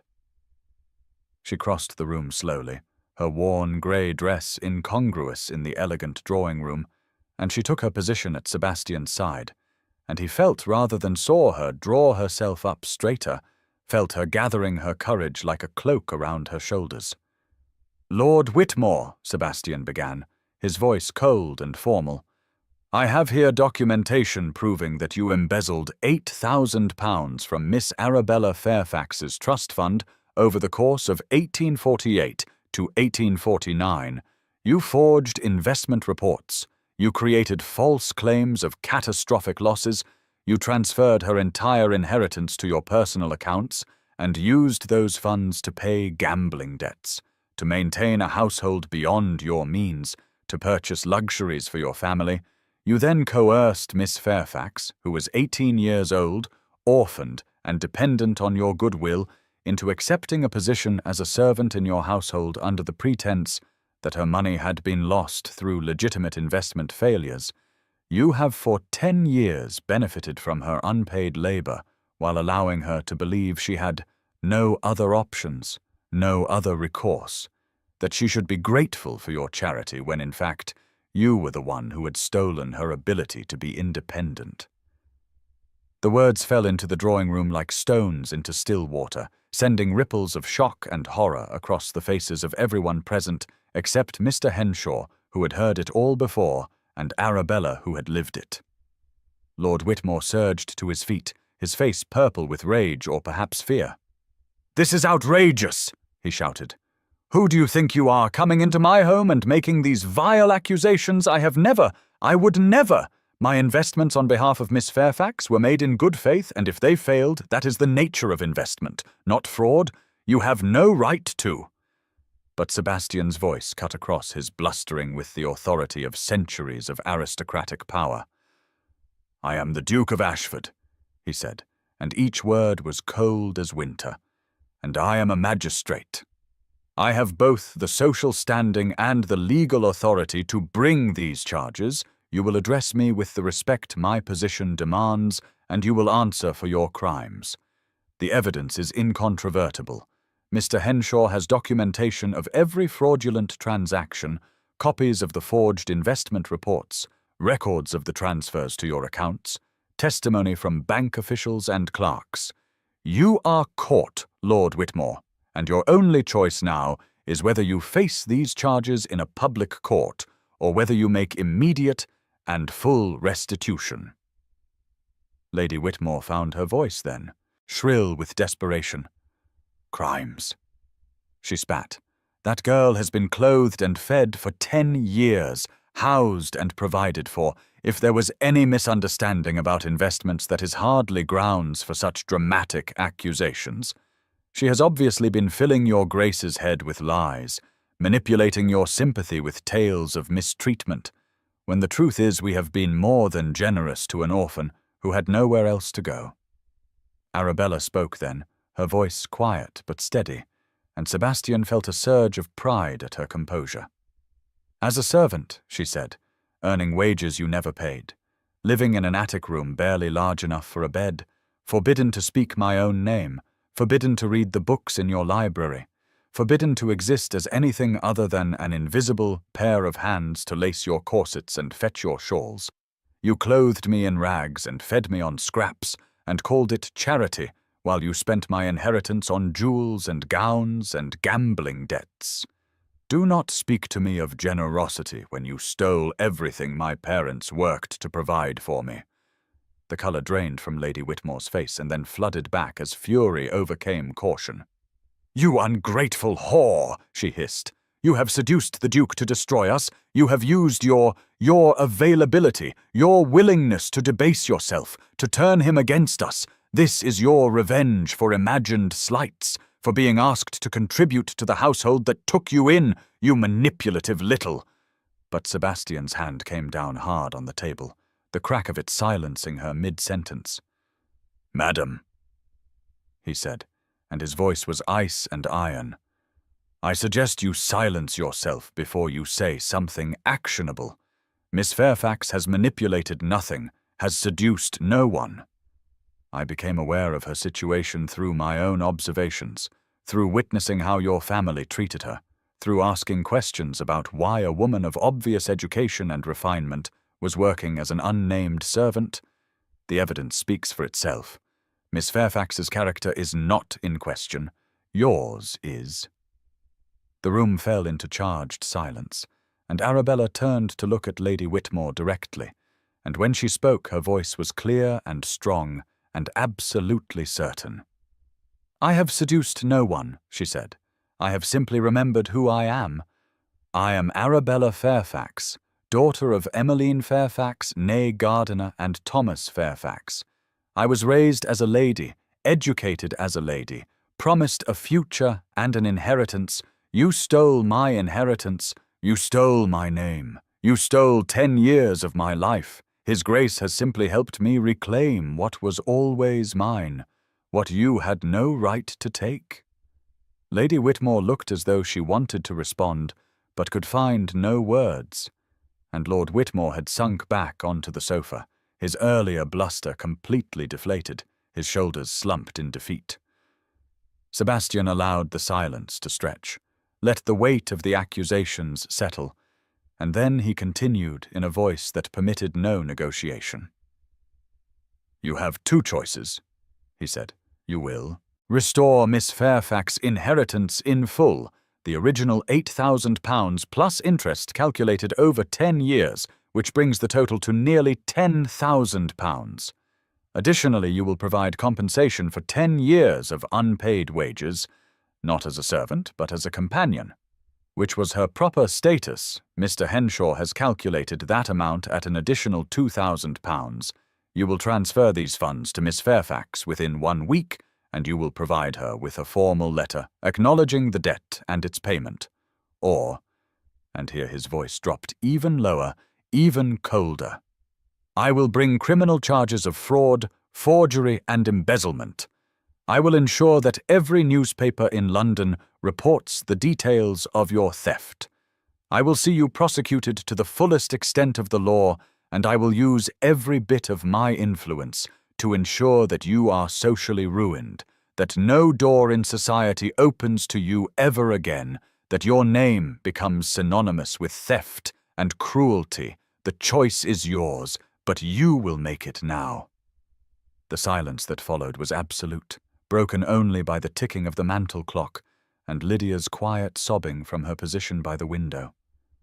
Lord Whitmore looked at his wife, at Sebastian, at Arabella, and in his eyes Sebastian saw the exact moment when he accepted defeat, when he understood that he had no cards left to play, no bluffs that would work, no escape from the consequences of his crimes. "We will pay," he said, his voice barely audible. "We will make restitution as you demand." Sebastian nodded once, sharp and final. "You will," he agreed, "and you will do so without complaint or delay. Mr. Henshaw will provide you with the documentation outlining exactly what is owed and where it is to be transferred. You will sign an acknowledgement of the debt, and if you fail to meet any part of these terms, I will immediately file criminal charges. Am I understood?" "Yes," Lord Whitmore whispered. "Yes, Your Grace. Understood." Lady Whitmore remained silent, her face a mask of impotent rage. But Arabella was not finished, was not satisfied with the financial settlement alone. "Say my name," she said, looking directly at Lady Whitmore, and her voice was steady, but underneath it Sebastian could hear the tremor of emotion, 10 years of silence finally breaking. "I am Arabella Fairfax. Say it. Acknowledge it. Admit that I exist." Lady Whitmore's mouth pressed into a thin line, her eyes glittering with hatred, and she remained stubbornly silent. "Say it," Sebastian repeated, his voice carrying the full weight of his authority. "Or I walk directly to the magistrate's office and file charges regardless of the restitution. Your choice, madam. Acknowledge Miss Fairfax's name and identity or face prosecution." The ultimatum hung in the air, and Lady Whitmore's face went through several transformations, rage and humiliation, and finally defeated acceptance. And when she spoke, the words seemed to be dragged from her against her will. "Miss Arabella Fairfax." She said, each word bitter as gall, her voice shaking with suppressed fury. Arabella closed her eyes for a moment, and when she opened them, Sebastian saw tears glistening on her lashes, though her expression remained composed. "Thank you," she said quietly. "That is all I ever wanted. To exist, to be acknowledged, to have my name spoken with the respect due to any human being. You took that from me for 10 years, but I have it back now. I am Arabella Fairfax, and I will never again allow anyone to make me invisible." The power in the room had shifted utterly, the Whitmores seated and defeated, Arabella standing tall beside Sebastian, and Mr. Henshaw began laying out documents on the table, the formal agreements that would make the restitution legally binding. Sebastian watched Arabella's face and saw the complicated emotions playing across her features, triumph and grief and relief, and something that looked like exhaustion. The toll of 10 years of injustice finally being acknowledged, but the knowledge that acknowledgement could not undo what had been done, could not restore the lost decade, could not give back her youth or her parents or the life she should have had. Lord Whitmore signed the documents with a shaking hand, his defeat absolute, and Lady Whitmore remained rigid and silent, her dreams of marrying Lydia to a duke dissolving into ash, and Lydia wept quietly by the window, understanding that her family's social position was irreparably damaged even without a public trial, that whispers would spread, that the Duke's sudden coldness toward them would be noticed and speculated about, that their prospects were ruined. When the documents were signed and witnessed, Sebastian gathered them up and turned to Arabella. "You have what you are owed," he said gently. "Your inheritance and your name. What happens next is entirely your choice. You are free, Arabella. You never have to set foot in this house again. You never have to see these people again. You are independent and the world is open to you. She looked at him, at the man who had believed her when she could barely believe herself, who had fought for her when she had no weapons to fight with, who had given her back not just her money, but her voice, her identity, her right to exist. And she felt such overwhelming gratitude and love that she could barely speak around it. "Thank you," she whispered, knowing the words were inadequate but having no others. "Thank you, Sebastian." He offered her his arm, and she took it, and together they walked out of the Whitmore drawing room, leaving the family to their shame and their defeat. And as Arabella crossed the threshold, she felt as though she were walking out of a tomb, emerging from 10 years of burial into sunlight and air and the possibility of a future she could choose for herself. The afternoon light was golden as they descended the steps to Sebastian's waiting carriage, and Arabella paused on the pavement and looked back at the townhouse that had been her prison. And she felt no affection, no nostalgia, only a profound relief that she would never again have to enter it as anything other than a visitor, never again have to efface herself, never again have to pretend she did not exist. Sebastian helped her into the carriage, and they sat in silence as it rolled through the London streets toward his townhouse, where she would stay as his guest until she decided what she wanted to do with her reclaimed life. And Arabella leaned her head against the cushioned seat and closed her eyes and let herself feel everything she had been holding back during the confrontation, the fear and the triumph and the grief for all the years that could never be returned. "You were magnificent," Sebastian said softly, and she opened her eyes to find him watching her with an expression of such tender pride that it made her heart ache. "You stood there and claimed yourself, claimed your name. You were so strong, Arabella." "I was terrified," she admitted. "My hands were shaking so badly I thought everyone could see." They could not, he assured her. All they saw was a woman who knew her worth, who refused to be diminished, who demanded the respect she deserved. She reached across the space between them and took his hand, lacing their fingers together. "I could not have done it without you," she said. "Without knowing you believed me, without your support, I would never have had the courage to stand up to them." "You would have," Sebastian said with quiet certainty. "Eventually, you would have found your voice because it was always there. I simply helped you remember it was yours to use." They sat hand in hand as the carriage carried them toward whatever came next, toward a future that was uncertain, but finally her own to choose.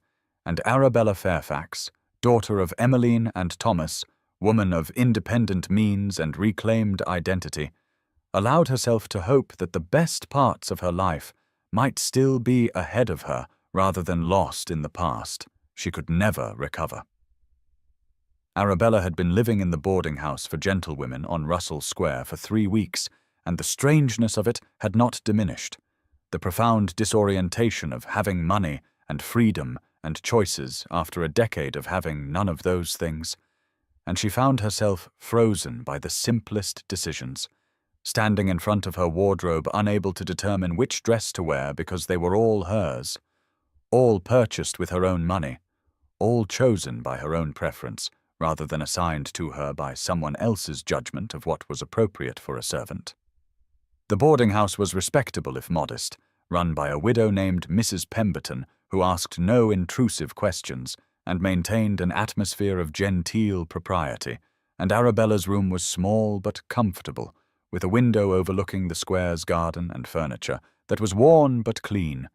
And every morning she woke in the narrow bed and experienced a moment of panic before remembering that she was free, that this was her life now, that she could get up or stay abed as she chose, could read or walk or do absolutely nothing, and no one would criticize her, no one would slap her, no one would tell her she was ungrateful or worthless or invisible.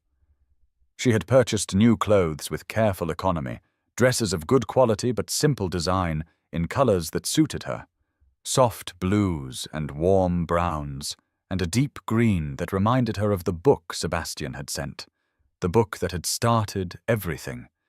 And when she looked at herself in the mirror, she saw a stranger, a woman of 32 with amber eyes and chestnut hair streaked with grey, a woman who looked almost respectable, almost like someone who belonged in the world rather than existed on its margins. She had begun the delicate process of reclaiming her place in society, such as it was, visiting old family friends who had known her parents and had wondered what became of Emmeline Fairfax's daughter, and their reactions had been mixed, some welcoming her with tears and embraces, others awkward and uncertain, not quite sure how to treat a woman who had disappeared into servitude and now re-emerged with money, but no chaperone, no family, no clear position in the social hierarchy. She was gentry, yes, a woman of independent means now, but she was also 32 and unmarried.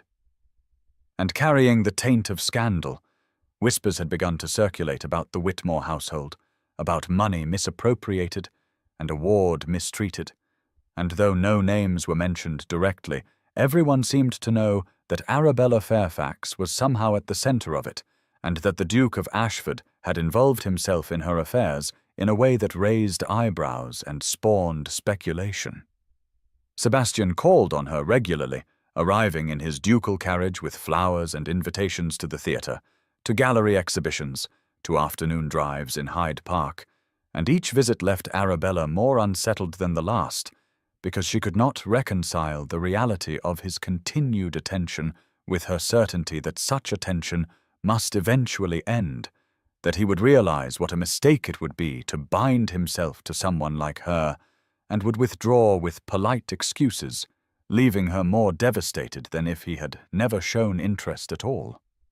The fear grew inside her like a living thing, fed by 10 years of being told she was worthless, that she had no value beyond her utility as a servant, and no amount of money or new dresses could erase that internalized conviction that she was fundamentally undeserving of love, of happiness, of a future that included someone like Sebastian Wentworth.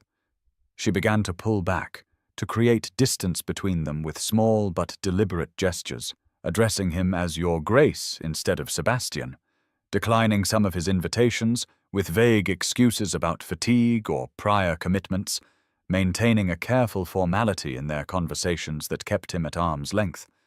And she saw the confusion and hurt in his eyes, but could not stop herself, could not risk letting him closer when she knew with terrible certainty that closeness would only make the eventual abandonment more unbearable. The confrontation came on a grey afternoon in late June, when rain streamed down the windows of Mrs. Pemberton's parlour, and Sebastian arrived with roses, pink and white and perfect, and an invitation to a musical that evening at the home of a duchess who was known for her intellectual salons and progressive politics. Arabella received him in the parlour with her hands folded in her lap and her expression carefully neutral, and she thanked him for the flowers with a politeness that was almost painful in its distance. "You have been very kind, Your Grace," she said, "but I fear I must decline your invitation this evening. I am not quite feeling myself. Perhaps another time." Sebastian set the roses on the table with controlled precision and turned to look at her, and she saw frustration flickering across his features. "Sebastian," he said, his voice tight. "You call me Sebastian. We have been beyond formality for months now. Why are you suddenly retreating behind titles and politeness as though we are strangers?" Arabella looked down at her hands, unable to meet his eyes. "I think it is best if we maintain proper formality, Your Grace," she said, her voice barely above a whisper. "It is more appropriate given our respective positions." The silence that followed was charged with tension, and when Sebastian spoke again, his voice was sharp with hurt and confusion. "Why are you doing this?" he demanded. "Why are you retreating from me?" "I thought, after everything, I thought we had—" He broke off, searching for words. "I thought you felt something for me, as I feel for you." She forced herself to look at him then, to meet those grey eyes that had seen her when no one else did, and she felt her carefully constructed walls beginning to crumble, but she would not let them fall. "Because this is not real," she said, and her voice was shaking but determined. "You felt sorry for me, Sebastian. You saw an injustice and you corrected it, as any good man would, as any decent person would. But that is not love. That is nobility, literally. You are a duke doing what dukes do, protecting the weak, righting wrongs. But I will not be your charity case forever. I will not be the poor, mistreated servant you felt sorry for, the project you took on to prove your own goodness." Sebastian stared at her as though she had struck him, his face going pale and then flushing with anger. "Is that truly what you think?" he asked, his voice dangerously quiet. "That I have done all this out of pity, out of some aristocratic obligation to correct injustice? You think I spent months investigating your case, visiting that God-forsaken house, and enduring Lady Whitmore's obsequious attempts to throw her daughter at me, finding every excuse to speak with you, listening to your stories, learning your mind because of duty?" "Yes," Arabella said, forcing the word out, though it felt like swallowing glass. "Or perhaps curiosity. Or perhaps you found the situation novel. A servant who was not really a servant, a woman with education trapped in servitude. It was interesting, compelling even, but interesting is not love, Sebastian, and eventually the novelty will wear off, and you will see me as I truly am, a woman of no particular family, with a decade of servitude behind her and scandal attached to her name. And you will regret ever involving yourself in my affairs." He took a step toward her, his hands clenched at his sides. "You are telling me what I feel," he said, his voice rising. "You are deciding for me what my emotions are and what they mean. You spent 10 years being told who you are by people who wanted to diminish you, and now you are doing the same thing to me, telling me that my feelings cannot possibly be real, that I cannot possibly love you because you have decided you are unworthy of love." "I am being realistic," Arabella shot back, standing to face him. "You are a duke, one of the most powerful men in England. You could marry anyone, any beautiful, accomplished woman of impeccable family. Why would you choose me, a woman who was recently a servant? We do not live in a fairy story, Sebastian. This is reality, and in reality, dukes do not marry penniless orphans with scandal attached to their names." "No," Sebastian said, and his voice was cold now, icy with controlled fury. "We live in reality, and in reality I am in love with you, not with saving you, not with the idea of you, not with the project of restoring your inheritance, but with you, Arabella, with your mind that challenges mine, with your strength that survived a decade of cruelty without becoming cruel yourself, with your kindness that persisted despite having every reason to be bitter, with your laugh that I have only heard 3 times, and I would cross England to hear it again, with the way you say my name as though it means something beyond a title, as though I am Sebastian and not the Duke, as though I am a person and not a position." Arabella felt tears streaming down her face, her composure completely shattered. "You cannot possibly," she began, but he cut her off with a sharp gesture. "Do not," he said, each word clipped and precise. "Do not tell me what I can and cannot feel. You have spent 10 years being told who you are and what you deserve, and all of it was lies. Do not compound that injustice by telling me that my love for you is somehow false or misguided or the product of pity. I know my own heart, Arabella, and I am offering it to you freely, not as a duke to a rescued servant, but as a man to a woman he loves. And if you cannot accept that, if you cannot believe that you are worthy of being loved for yourself rather than pitied for your circumstances, then that is your choice. But do not make it mine. Do not decide for me that I am incapable of genuine feeling." The words hung in the air between them, brutal in their honesty, and Arabella stood trembling with her hands pressed to her face, unable to speak, unable to process the enormity of what he was saying, because accepting it would mean accepting that she was worthy, that she deserved love, that the decade of being told she was nothing had been a lie, and the terror of believing that, of letting herself hope, was almost more than she could bear. "I cannot," she whispered. "I cannot let myself believe this, Sebastian, because if I do, if I let myself love you and trust you and believe that this is real, and then you realize your mistake and leave, I will not survive it. I barely survived the last 10 years. I cannot risk shattering again." His expression softened slightly, the anger giving way to something that looked like pain. "So you would rather push me away now, preemptively, spare yourself potential future hurt by ensuring present loneliness?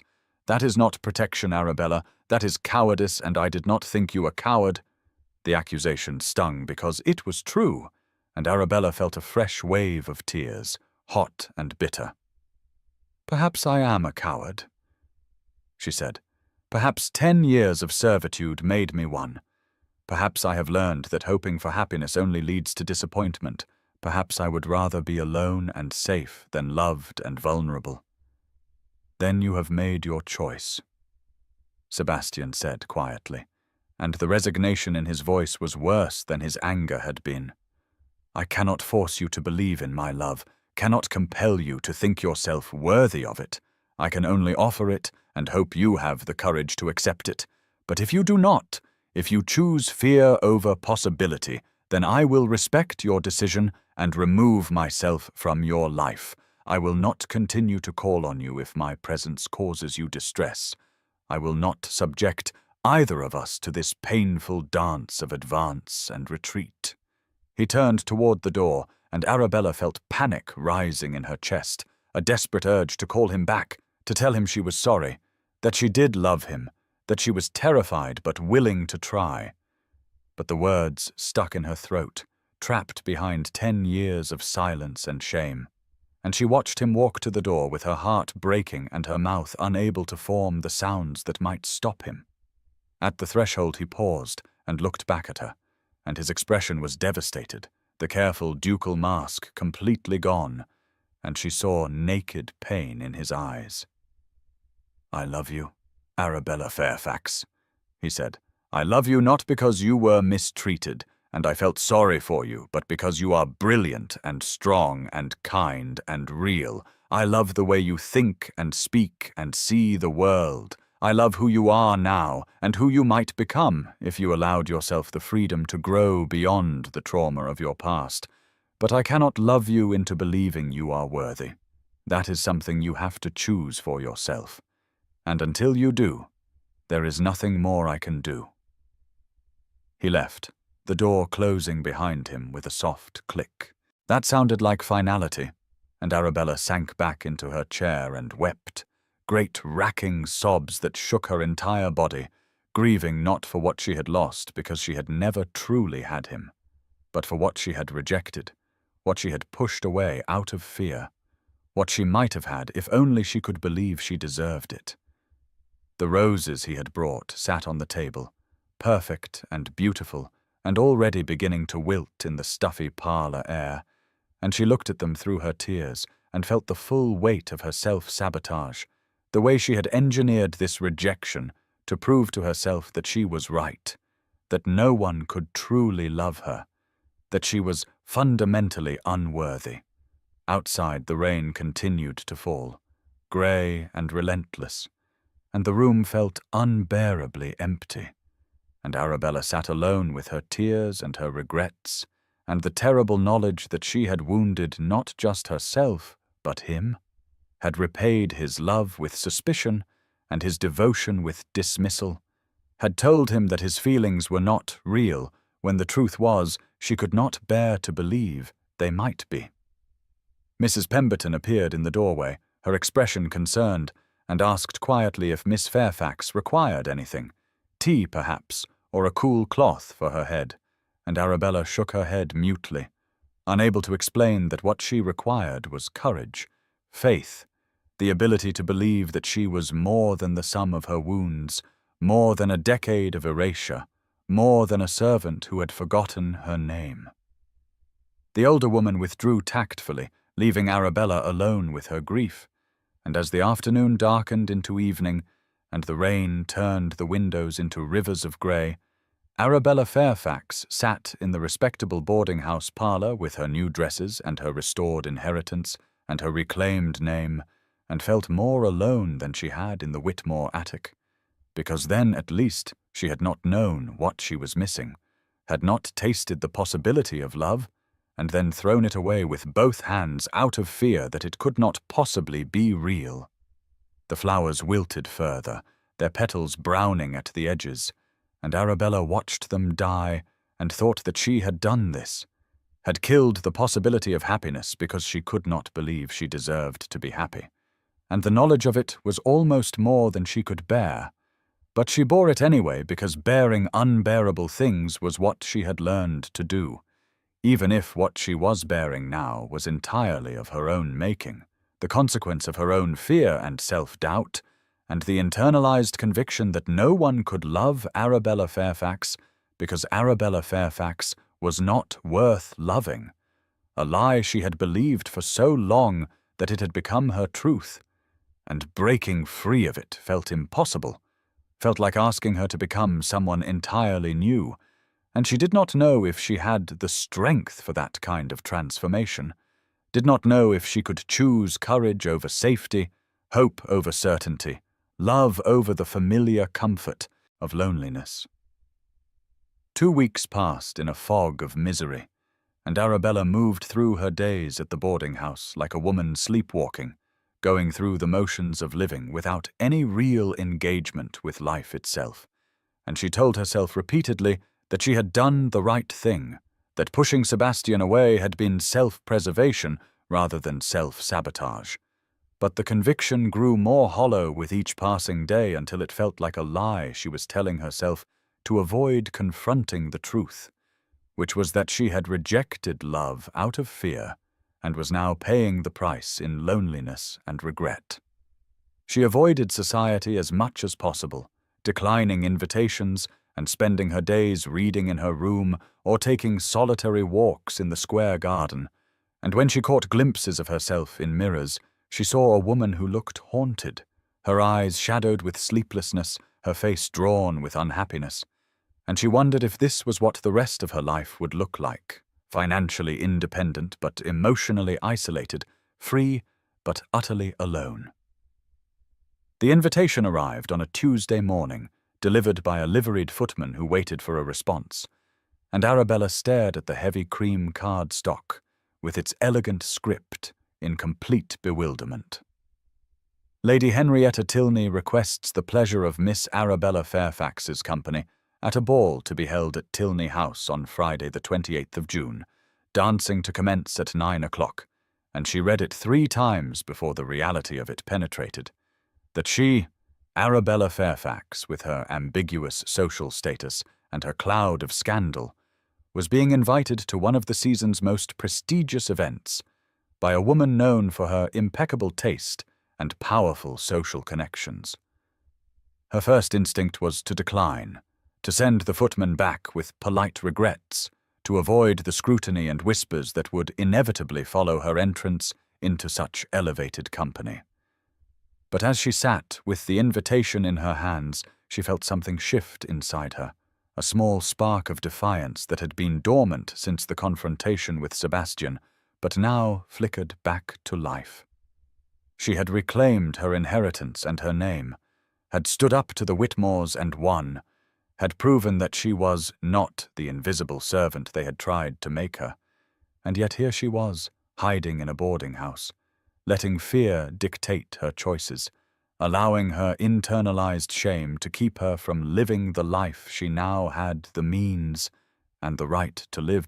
No, she thought, no more hiding, No more letting fear win. I will go to this ball, and I will hold my head high, and I will prove to myself and to society that I can exist on my own terms, that I am Arabella Fairfax, and I deserve to occupy space in the world."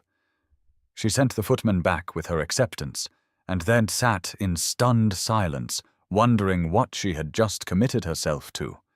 But underneath the terror was a thread of something that might have been excitement, the prospect of reclaiming not just her legal status, but her social one, of stepping back into the world as herself, rather than as someone's invisible servant or charity case. She spent the next 3 days in a flurry of preparation, purchasing a gown of deep blue silk that the modiste assured her was entirely appropriate for a woman of her age and station, not the white or pastel of a debutante, but something richer, more dignified, with a bodice that fitted perfectly and skirts that rustled when she walked. And when she tried it on and looked at herself in the mirror, she saw a woman who looked almost beautiful, not in the conventional way of youth and innocence, but in the way of experience survived, strength earned, dignity reclaimed. The evening of the ball arrived too quickly, and not quickly enough, and Arabella dressed with trembling hands, arranging her hair in a simple but elegant style, fastening her mother's pearl earrings in her ears. And when she descended to the hired carriage that would take her to Tilney House, she felt as though she were going into battle, armored in blue silk and her mother's pearls, and the fragile but growing conviction that she had a right to be there, that she belonged. Tilney House was ablaze with light, chandeliers glittering through the tall windows, and the street outside was choked with carriages disgorging elegantly dressed guests. And Arabella's courage nearly failed her as she climbed the steps alone, without escort or chaperone, a solitary figure among couples and groups, but she forced herself to keep moving, to hand her invitation to the butler, to be announced in a voice that carried across the entrance hall, "Miss Arabella Fairfax." And she heard the whispers start immediately, saw heads turn, saw fans raised to conceal mouths that were no doubt speculating about who she was and how she came to be there and what her connection was to the Duke of Ashford, whose involvement in her affairs was the subject of considerable gossip. She entered the ballroom with her head high and her shoulders back, channeling every ounce of the courage it had taken to speak back to Lady Whitmore, to claim her name, to demand acknowledgement of her existence. And she saw the reactions ripple through the crowd, some faces registering curiosity, others disdain, a few showing what looked like sympathy or even admiration. And she made her way to the periphery of the room where she could observe without being the center of attention, where she could catch her breath and remind herself that she had every right to be here, that she was not an impostor or an intruder, but a gentlewoman of independent means with as much claim to social respectability as anyone present. The orchestra was playing a waltz, and couples swirled across the polished floor in a kaleidoscope of color, and Arabella watched them with a mixture of longing and loneliness, remembering the dancing lessons of her youth, the brief season she had been promised before everything fell apart.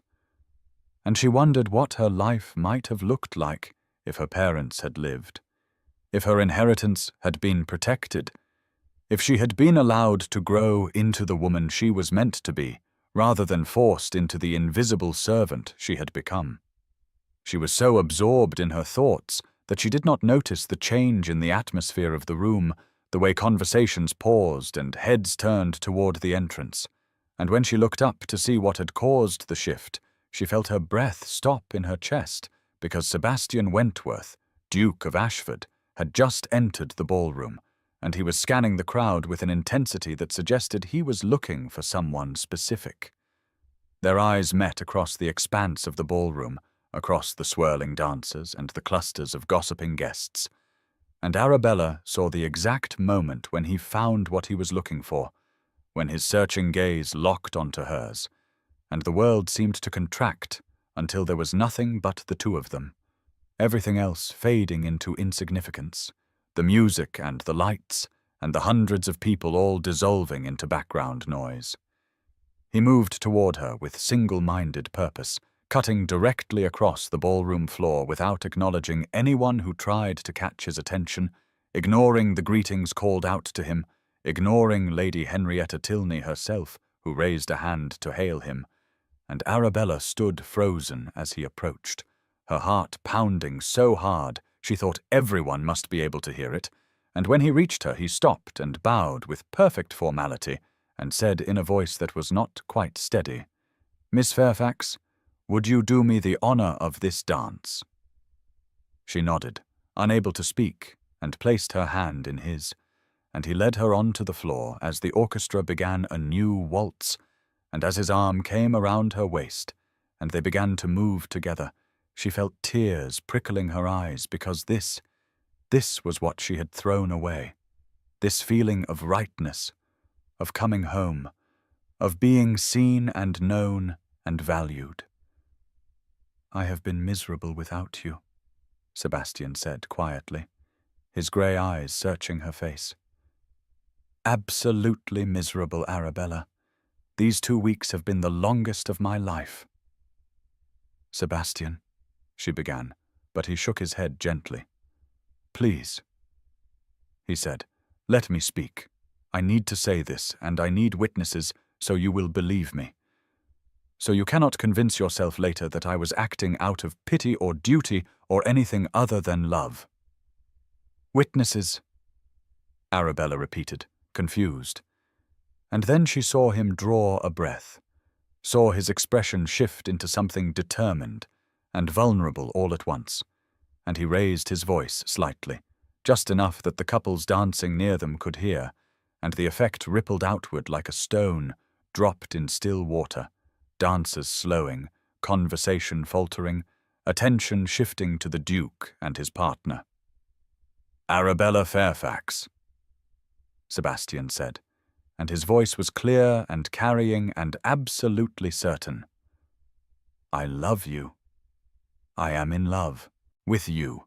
Not with the idea of you, not with rescuing you, not with the project of restoring your inheritance, but with who you are, with the woman you are, brilliant and resilient and kind beyond measure. You survived a decade of cruelty and emerged with your essential goodness intact. You could have become bitter, and you chose kindness. You could have remained silent, and you found your voice. You could have accepted invisibility, and you demanded to be seen." The music had faltered, the orchestra noticing what was happening, and couples had stopped dancing, were turning to watch, and the entire ballroom was going quiet, conversation dying away, as everyone strained to hear what the Duke of Ashford was saying to the woman in the blue silk gown, and Arabella felt her face flushing hot with embarrassment, and something else, something that felt like hope, breaking through the shell of her fear. "Sebastian," she whispered, "everyone is listening, everyone is watching." "Good," he said, his voice firm. "Let them hear. Let them watch. I want no doubts, no whispers that this is anything less than a love match. I want everyone to know that I am here by choice, that I love you by choice, that I am asking you to marry me, not because I feel sorry for you, but because I cannot imagine spending the rest of my life with anyone else." The ballroom was utterly silent now. You could have heard a pin drop, and Arabella stared at Sebastian with tears streaming down her face, her heart so full she thought it might burst. "I am not a perfect man," Sebastian continued, still holding her as they stood motionless in the center of the dance floor. "I can be cold and proud. I have spent my entire life behind walls of ducal reserve. But you see past that to who I truly am. You call me Sebastian and mean the man, not the title. You challenge me and surprise me and make me want to be better than I am. And I see you, Arabella. All of you. The girl who lost everything, and the woman who survived, and the soul who never broke, even when the world tried to break you. I see your strength and your fear and your courage, and I love all of it. I love you completely and entirely, and I am asking you here, now, in front of every gossip in London, will you marry me?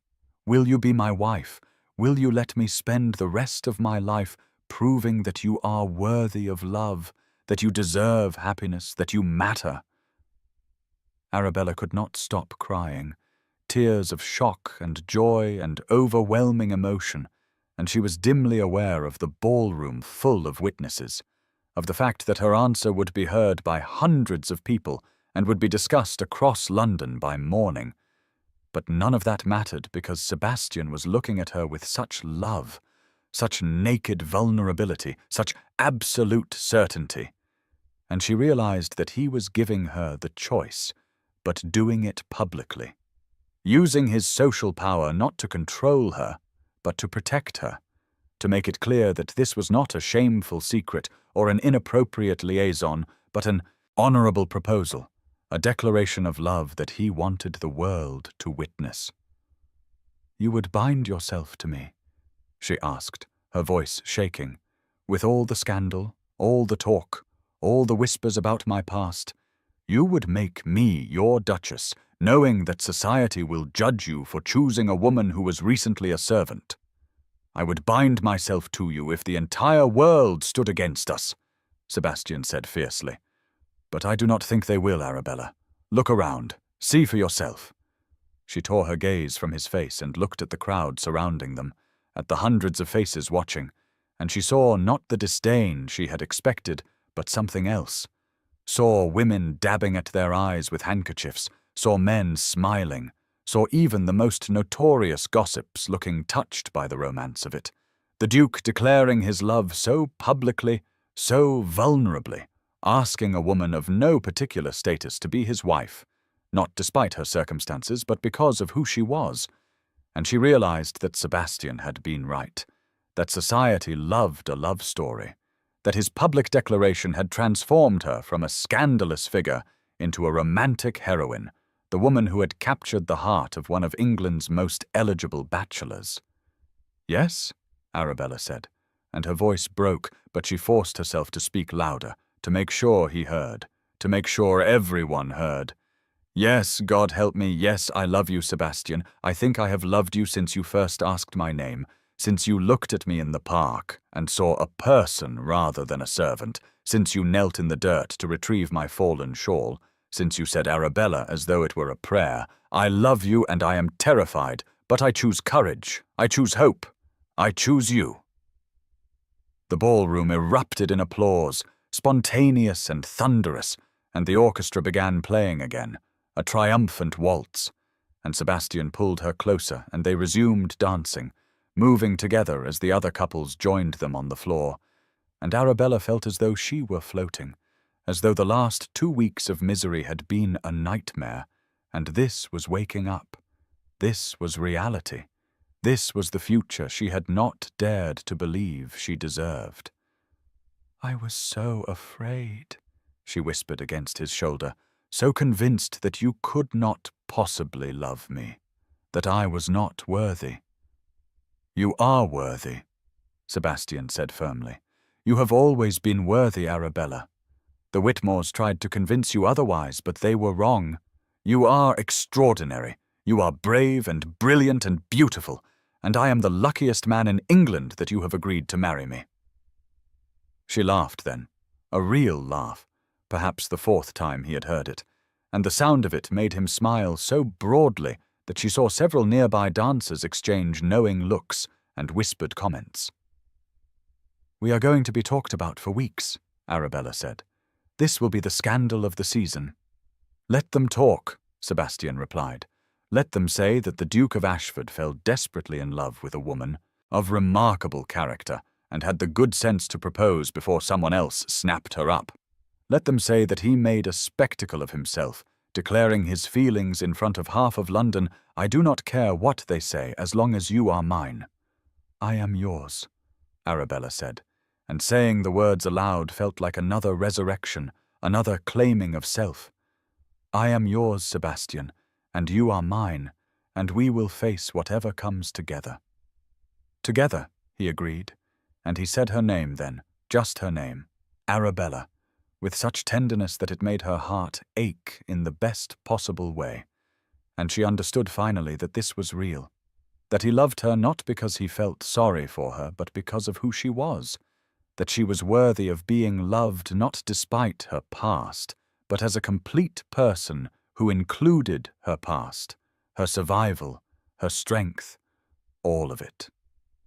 The waltz ended, and the applause began again, guests congratulating them, Lady Henrietta Tilney sweeping over with tears in her eyes to embrace Arabella and welcome her to the family, as it were, saying that she had suspected something of the sort when the Duke had asked her to ensure Miss Fairfax received an invitation, that she was delighted to have hosted such a romantic proposal, that it would be the highlight of the season. Arabella accepted the congratulations and the embraces with a sense of unreality, still not quite able to believe that she, who had been invisible for 10 years, was now the centre of attention at one of London's most prestigious balls, engaged to a duke, accepted by society not with tolerance but with enthusiasm. And through it all, Sebastian remained at her side, his hand at the small of her back, his presence a steady anchor, and every time she looked at him, he was looking at her with such love that she felt her remaining doubts dissolving like morning mist in sunlight. They danced again and again, and between dances they stood together receiving well wishes, and Arabella noticed that the whispers had changed character, were no longer speculative or malicious, but admiring, romantic, the story of the Duke and the woman he loved enough to propose to, in front of hundreds of witnesses already taking on the quality of legend, and she realized that Sebastian had known exactly what he was doing, had used his social power and his public declaration to protect her from gossip, to make it impossible for anyone to suggest their marriage was anything other than a love match, to give her the shield of his name and his status while making it clear that the choice had been hers, that he had asked and she had accepted, that this was partnership, not rescue. As the evening drew toward midnight and the ball began to wind down, Sebastian drew her out onto a balcony overlooking the garden, and in the relative privacy of the cool night air, he took both her hands in his and said, "I meant every word, Arabella. I love you beyond reason, beyond sense, beyond anything I have ever felt before. And I will spend the rest of my life making sure you never doubt it, making sure you never forget that you are valued and cherished and loved." "I believe you," Arabella said, and she did, finally, the truth of his love settling into her bones, becoming part of her reality. "And I love you, Sebastian Wentworth. I love you for seeing me when I was invisible, for speaking my name when I had forgotten it, for helping me reclaim not just my inheritance, but myself, for loving me not as a project or a charity case, but as a partner, as an equal, as a woman who is worthy of love."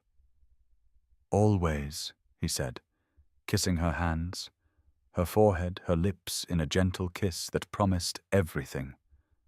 "Always worthy, always loved, always Arabella Fairfax, soon to be Arabella Wentworth, but always, always yourself, the woman I love."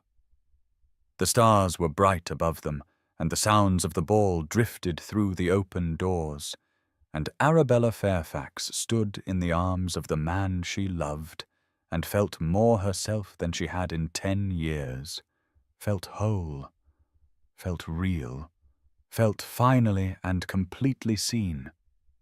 And she knew that whatever challenges lay ahead, whatever adjustments would be required in becoming a duchess, whatever scrutiny would come from being the woman who had captured the Duke of Ashford's heart, she would face it all with courage because she was no longer alone, no longer invisible, no longer the woman who had forgotten her own name. She was Arabella, and she was loved, and that made all the difference. The wedding took place on a September morning when the countryside around Ashford Hall was painted in golds and russets, the summer giving way to autumn with a gentleness that felt like benediction, and Arabella stood in the small stone chapel that had served the estate for 300 years, waiting to walk down the aisle toward the man who had given her back her name and her voice and her belief that she deserved to be loved. She had chosen intimacy over spectacle, had declined the grand London wedding that Sebastian's position might have demanded, and instead they had invited only those people who truly mattered, Sebastian's close family and friends, a handful of Arabella's rediscovered connections from her childhood, and in a gesture that had made her cry when she proposed it, and Sebastian had immediately endorsed, the servants from the Whitmore household who had been kind to her during her decade of invisibility, the cook and the housemaids, and the butler who had all known the truth of her situation, and had offered what small kindnesses they could within the constraints of their positions. The chapel was filled with late summer flowers, roses and dahlias in shades of cream and pink and gold, and the afternoon light streamed through the stained glass windows, casting colored shadows across the stone floor. And as Arabella prepared to enter, she thought about the journey that had brought her here, about the girl who had forgotten her name, about the woman who had reclaimed it, about the wife she was about to become, who would share a name with a man who saw her soul, who spoke her name like a prayer, who had loved her into believing she was worthy of love. She wore a dress of cream silk, simple but elegant, cut in clean lines that suited her age and her character, no virginal white because she was not an innocent girl, but a woman who had survived and earned her happiness, and her hair was dressed with sprigs of rosemary for remembrance and myrtle for love, and her mother's pearls hung at her ears, a connection to the past, to Emmeline Fairfax, who had loved poetry and music, and her daughter. And as Arabella walked down the aisle alone, having no male relative to give her away and choosing to come to Sebastian of her own volition, her own choice, her own free will, she felt her mother's presence like a warmth at her shoulder, a blessing from beyond the grave. Sebastian stood at the altar and watched her approach, and she saw his careful composure cracking at the edges, saw moisture in his grey eyes, saw his hands trembling slightly as he clasped them in front of him. And when she reached him, and he took her hand, his grip was warm and solid and slightly desperate, as though he still could not quite believe she was real, that this was happening, that she had chosen him as he had chosen her. The vicar began the ceremony with the ancient words that had joined couples for centuries, and Arabella listened with half her attention, while the other half was focused on Sebastian, on the way he was looking at her as though she were the only thing that existed in the world, as though the chapel and the guests and even the vicar had faded into insignificance.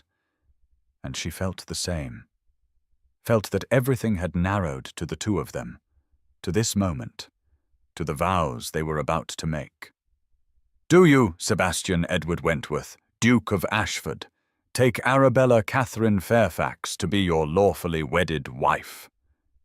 the vicar intoned, and Sebastian's voice when he answered was not the cool, ducal tone she had first heard in the park, but something warmer, rougher, breaking slightly with emotion as he said, "I do," as though the two words contained everything he felt, everything he wanted, everything he was promising.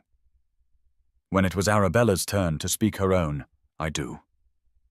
Her voice was steady and clear, a voice that had been silent for 10 years and now rang out in this sacred space, claiming her choice, claiming her future, claiming the man she loved. And when the vicar directed Sebastian to repeat his vows, when he said, Sebastian, take the Arabella," Sebastian spoke her name with such tenderness, such reverence, such profound love, that Arabella felt tears sliding down her cheeks, felt the weight of all that her name had meant and not meant, how it had been stolen and reclaimed, how it had been forgotten and remembered, how it was now being spoken by the man she loved in front of witnesses as he promised to honor and cherish and love her for the rest of his life. The ceremony concluded, and they were pronounced husband and wife, and Sebastian kissed her with a gentleness that acknowledged the sacred nature of the moment, a kiss that promised everything, patience and passion and partnership. And the small congregation applauded, and Arabella turned to face them as the new Duchess of Ashford, and saw the servants from the Whitmore household in the back pews crying openly, saw Sebastian's family smiling with genuine warmth, saw faces full of joy and approval and the recognition that this was a love match, a true union, not a marriage of convenience, but a meeting of souls. The wedding breakfast was held in the great hall at Ashford, intimate by ducal standards but still elegant, and Arabella moved through it in a daze of happiness, accepting congratulations, embracing old friends, and always aware of Sebastian at her side, his hand at her back, his presence a constant reassurance that this was real, that she was loved, that she had not just survived but had somehow, impossibly, found joy on the other side of suffering. When the formalities were concluded and the guests had moved to the gardens for the remainder of the afternoon, Sebastian drew Arabella into the library, the room where they had first truly spoken, where she had told him her story and he had promised to help her reclaim what had been stolen. And in the golden afternoon light filtering through the tall windows, he reached into his coat and withdrew a leather-bound book. And when Arabella took it and opened the cover, she saw that it was a journal, blank pages waiting to be filled, and on the first page in Sebastian's bold hand was written, Arabella Fairfax Wentworth, her life, her voice, her story. So you never forget, Sebastian said quietly. So the world never forgets. You existed even when they tried to erase you. You had a voice even when they silenced you. You had a story even when they tried to write you out of it. This is yours, Arabella, to fill as you choose, to write your own narrative, to create the record of who you are and who you will become. Arabella pressed the book to her chest, overwhelmed by the thoughtfulness of it, by what it represented, and when she looked up at Sebastian, she saw him watching her with such love that it took her breath away. Say your name for me, love, he requested, and she understood what he was asking, understood that he wanted to hear her claim herself, claim her full identity as his wife, but also as herself, the woman she had been and the woman she was becoming. Arabella, she said, her voice strong and certain. Arabella Fairfax Wentworth, and saying it felt like coming home, felt like the final piece of a puzzle sliding into place. The girl she had been and the woman she had become, and the wife she now was, all existing together in her full name, her complete identity. The most beautiful words I have ever heard, Sebastian said, and he kissed her again, deeper this time, a kiss that was both promise and celebration, and Arabella felt the last vestiges of her fear dissolving, felt herself fully inhabiting her life, her name, her future. The months that followed were an adjustment, learning to be a duchess, managing a great household, navigating the social obligations that came with Sebastian's position. But through it all, Sebastian remained her anchor and her partner, deferring to her judgment, supporting her decisions, making it clear to everyone that the Duchess of Ashford was not merely his wife, but his equal, his companion, his love. Arabella established a foundation to help young women in situations similar to what hers had been, orphans and wards who were vulnerable to exploitation, providing them with legal assistance and financial support, and most importantly, with advocacy, with someone who would ensure their names were known and their voices were heard. And the work gave her a sense of purpose beyond her personal happiness, a way of transforming her suffering into something that might prevent others from enduring the same. 1 year after their wedding, on a crisp October afternoon, Arabella sat in the library at Ashford Hall with her infant daughter in her arms, a baby girl with Sebastian's dark hair and Arabella's amber eyes, and she was reading aloud from Wordsworth, the poet her mother had loved, the poet whose work had been her comfort during the dark years, and the baby was too young to understand the words, but seemed soothed by the rhythm of her mother's voice. "Once upon a time," Arabella said, deviating from the printed text to tell her daughter a story. "Your mamma forgot her own name. She lived in a house where no one spoke it, where no one acknowledged she existed, and she became invisible. But then your papa came along and he asked her name, and when she could not answer because she had forgotten how to claim herself, he waited patiently until she remembered, and then he said her name.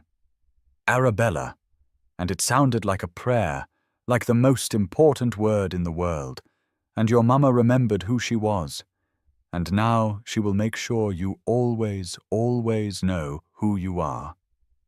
You are Emmeline Arabella Wentworth, named for your grandmamma who loved poetry. And you have a name, and you will never forget it. You will never be invisible. You will always know you are loved."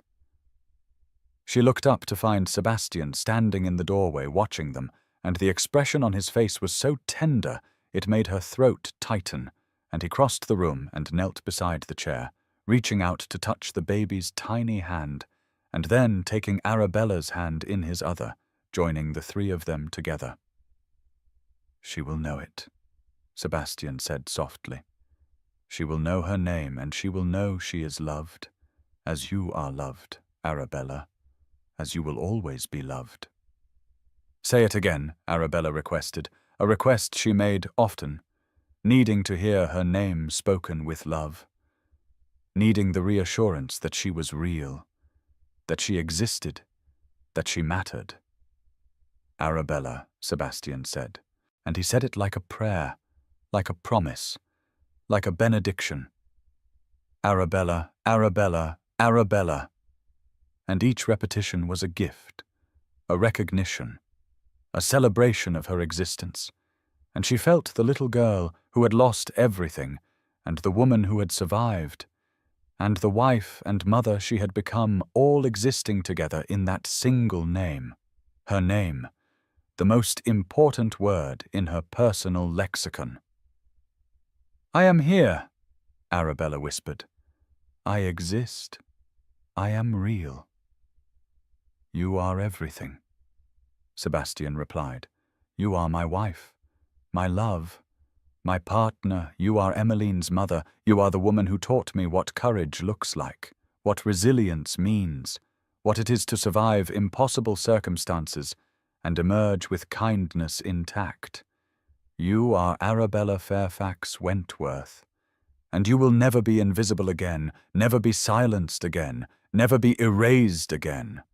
I will say your name every day for the rest of our lives if that is what you need to remember that you matter."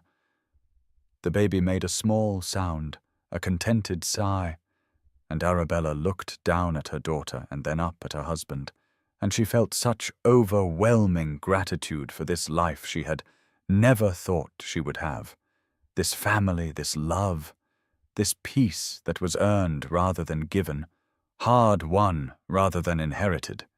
And she knew that the scars of her past would always be part of her, that some wounds never fully healed, but she also knew that scars were evidence of survival, proof that she had endured and overcome, and she would carry them not with shame, but with a quiet pride in her own strength. The library was warm with firelight, and the autumn afternoon was fading into evening, and the three of them sat together in the room where Arabella had reclaimed her voice, where she had told her story, where Sebastian had promised to help her seek justice, and now it was the room where she read to her daughter, where she passed on the love of poetry her mother had given her, where she ensured that the next generation would know their name and their worth, would never have to fight to exist, because their existence would be celebrated from the very beginning. Sebastian picked up the journal he had given her, the one she had been filling with her story, with memories of her parents, with reflections on her years of servitude, with hopes for the future, and he read aloud the entry she had written the night before. "I am Arabella Fairfax Wentworth," she had written, "daughter of Emmeline and Thomas Fairfax, wife of Sebastian Wentworth, mother of Emmeline. Arabella Wentworth, I was erased and I reclaimed myself. I was silenced and I found my voice. I was told I was worthless and I learned I was worthy. I was invisible and I became visible. Not through anyone else's power, but through my own courage and the support of someone who loved me enough to help me remember who I was. This is my story. These are my words. This is my name, and it will never be taken from me again." "Beautiful," Sebastian murmured. "Absolutely beautiful. Your story, your voice, your truth. All of it matters, Arabella. All of it will endure." The fire crackled, and the baby slept, and Arabella leaned her head against Sebastian's shoulder and felt the rightness of this moment, the peace of being exactly where she was meant to be, doing exactly what she was meant to do, loving and being loved in return. And she thought about the title she had been given, Duchess of Ashford, and knew that while it was an honor and came with responsibilities she took seriously, it was not what defined her. She was not the Duchess. She was Arabella, the woman who had been erased and had written herself back into existence, the woman who had forgotten her name and had reclaimed it, the woman who had survived and had chosen to thrive. And that was the story that mattered. That was the identity that endured. Not the title, but the name. Not the position, but the person. Not the Duchess, but Arabella, always Arabella, spoken like a prayer by the man who loved her, remembered by the daughter who would carry it forward, inscribed in the journal that would preserve her story for generations to come. "Say it one more time," she requested, and Sebastian smiled and gathered her closer, and with the baby nestled between them, and the fire warming the room, and the evening settling soft and quiet over the estate, he said her name again and again. Arabella, Arabella, Arabella. And each repetition was a promise kept, a prayer answered, a love confirmed, and she let the sound of it wash over her like absolution, like coming home, like finally being real, being seen, being loved, being Arabella Fairfax Wentworth, who had a name and a voice and a story that would never be erased again, who existed not in the shadows, but in the light, not invisible, but gloriously, triumphantly, permanently visible, a woman who mattered, who was loved, who was everything.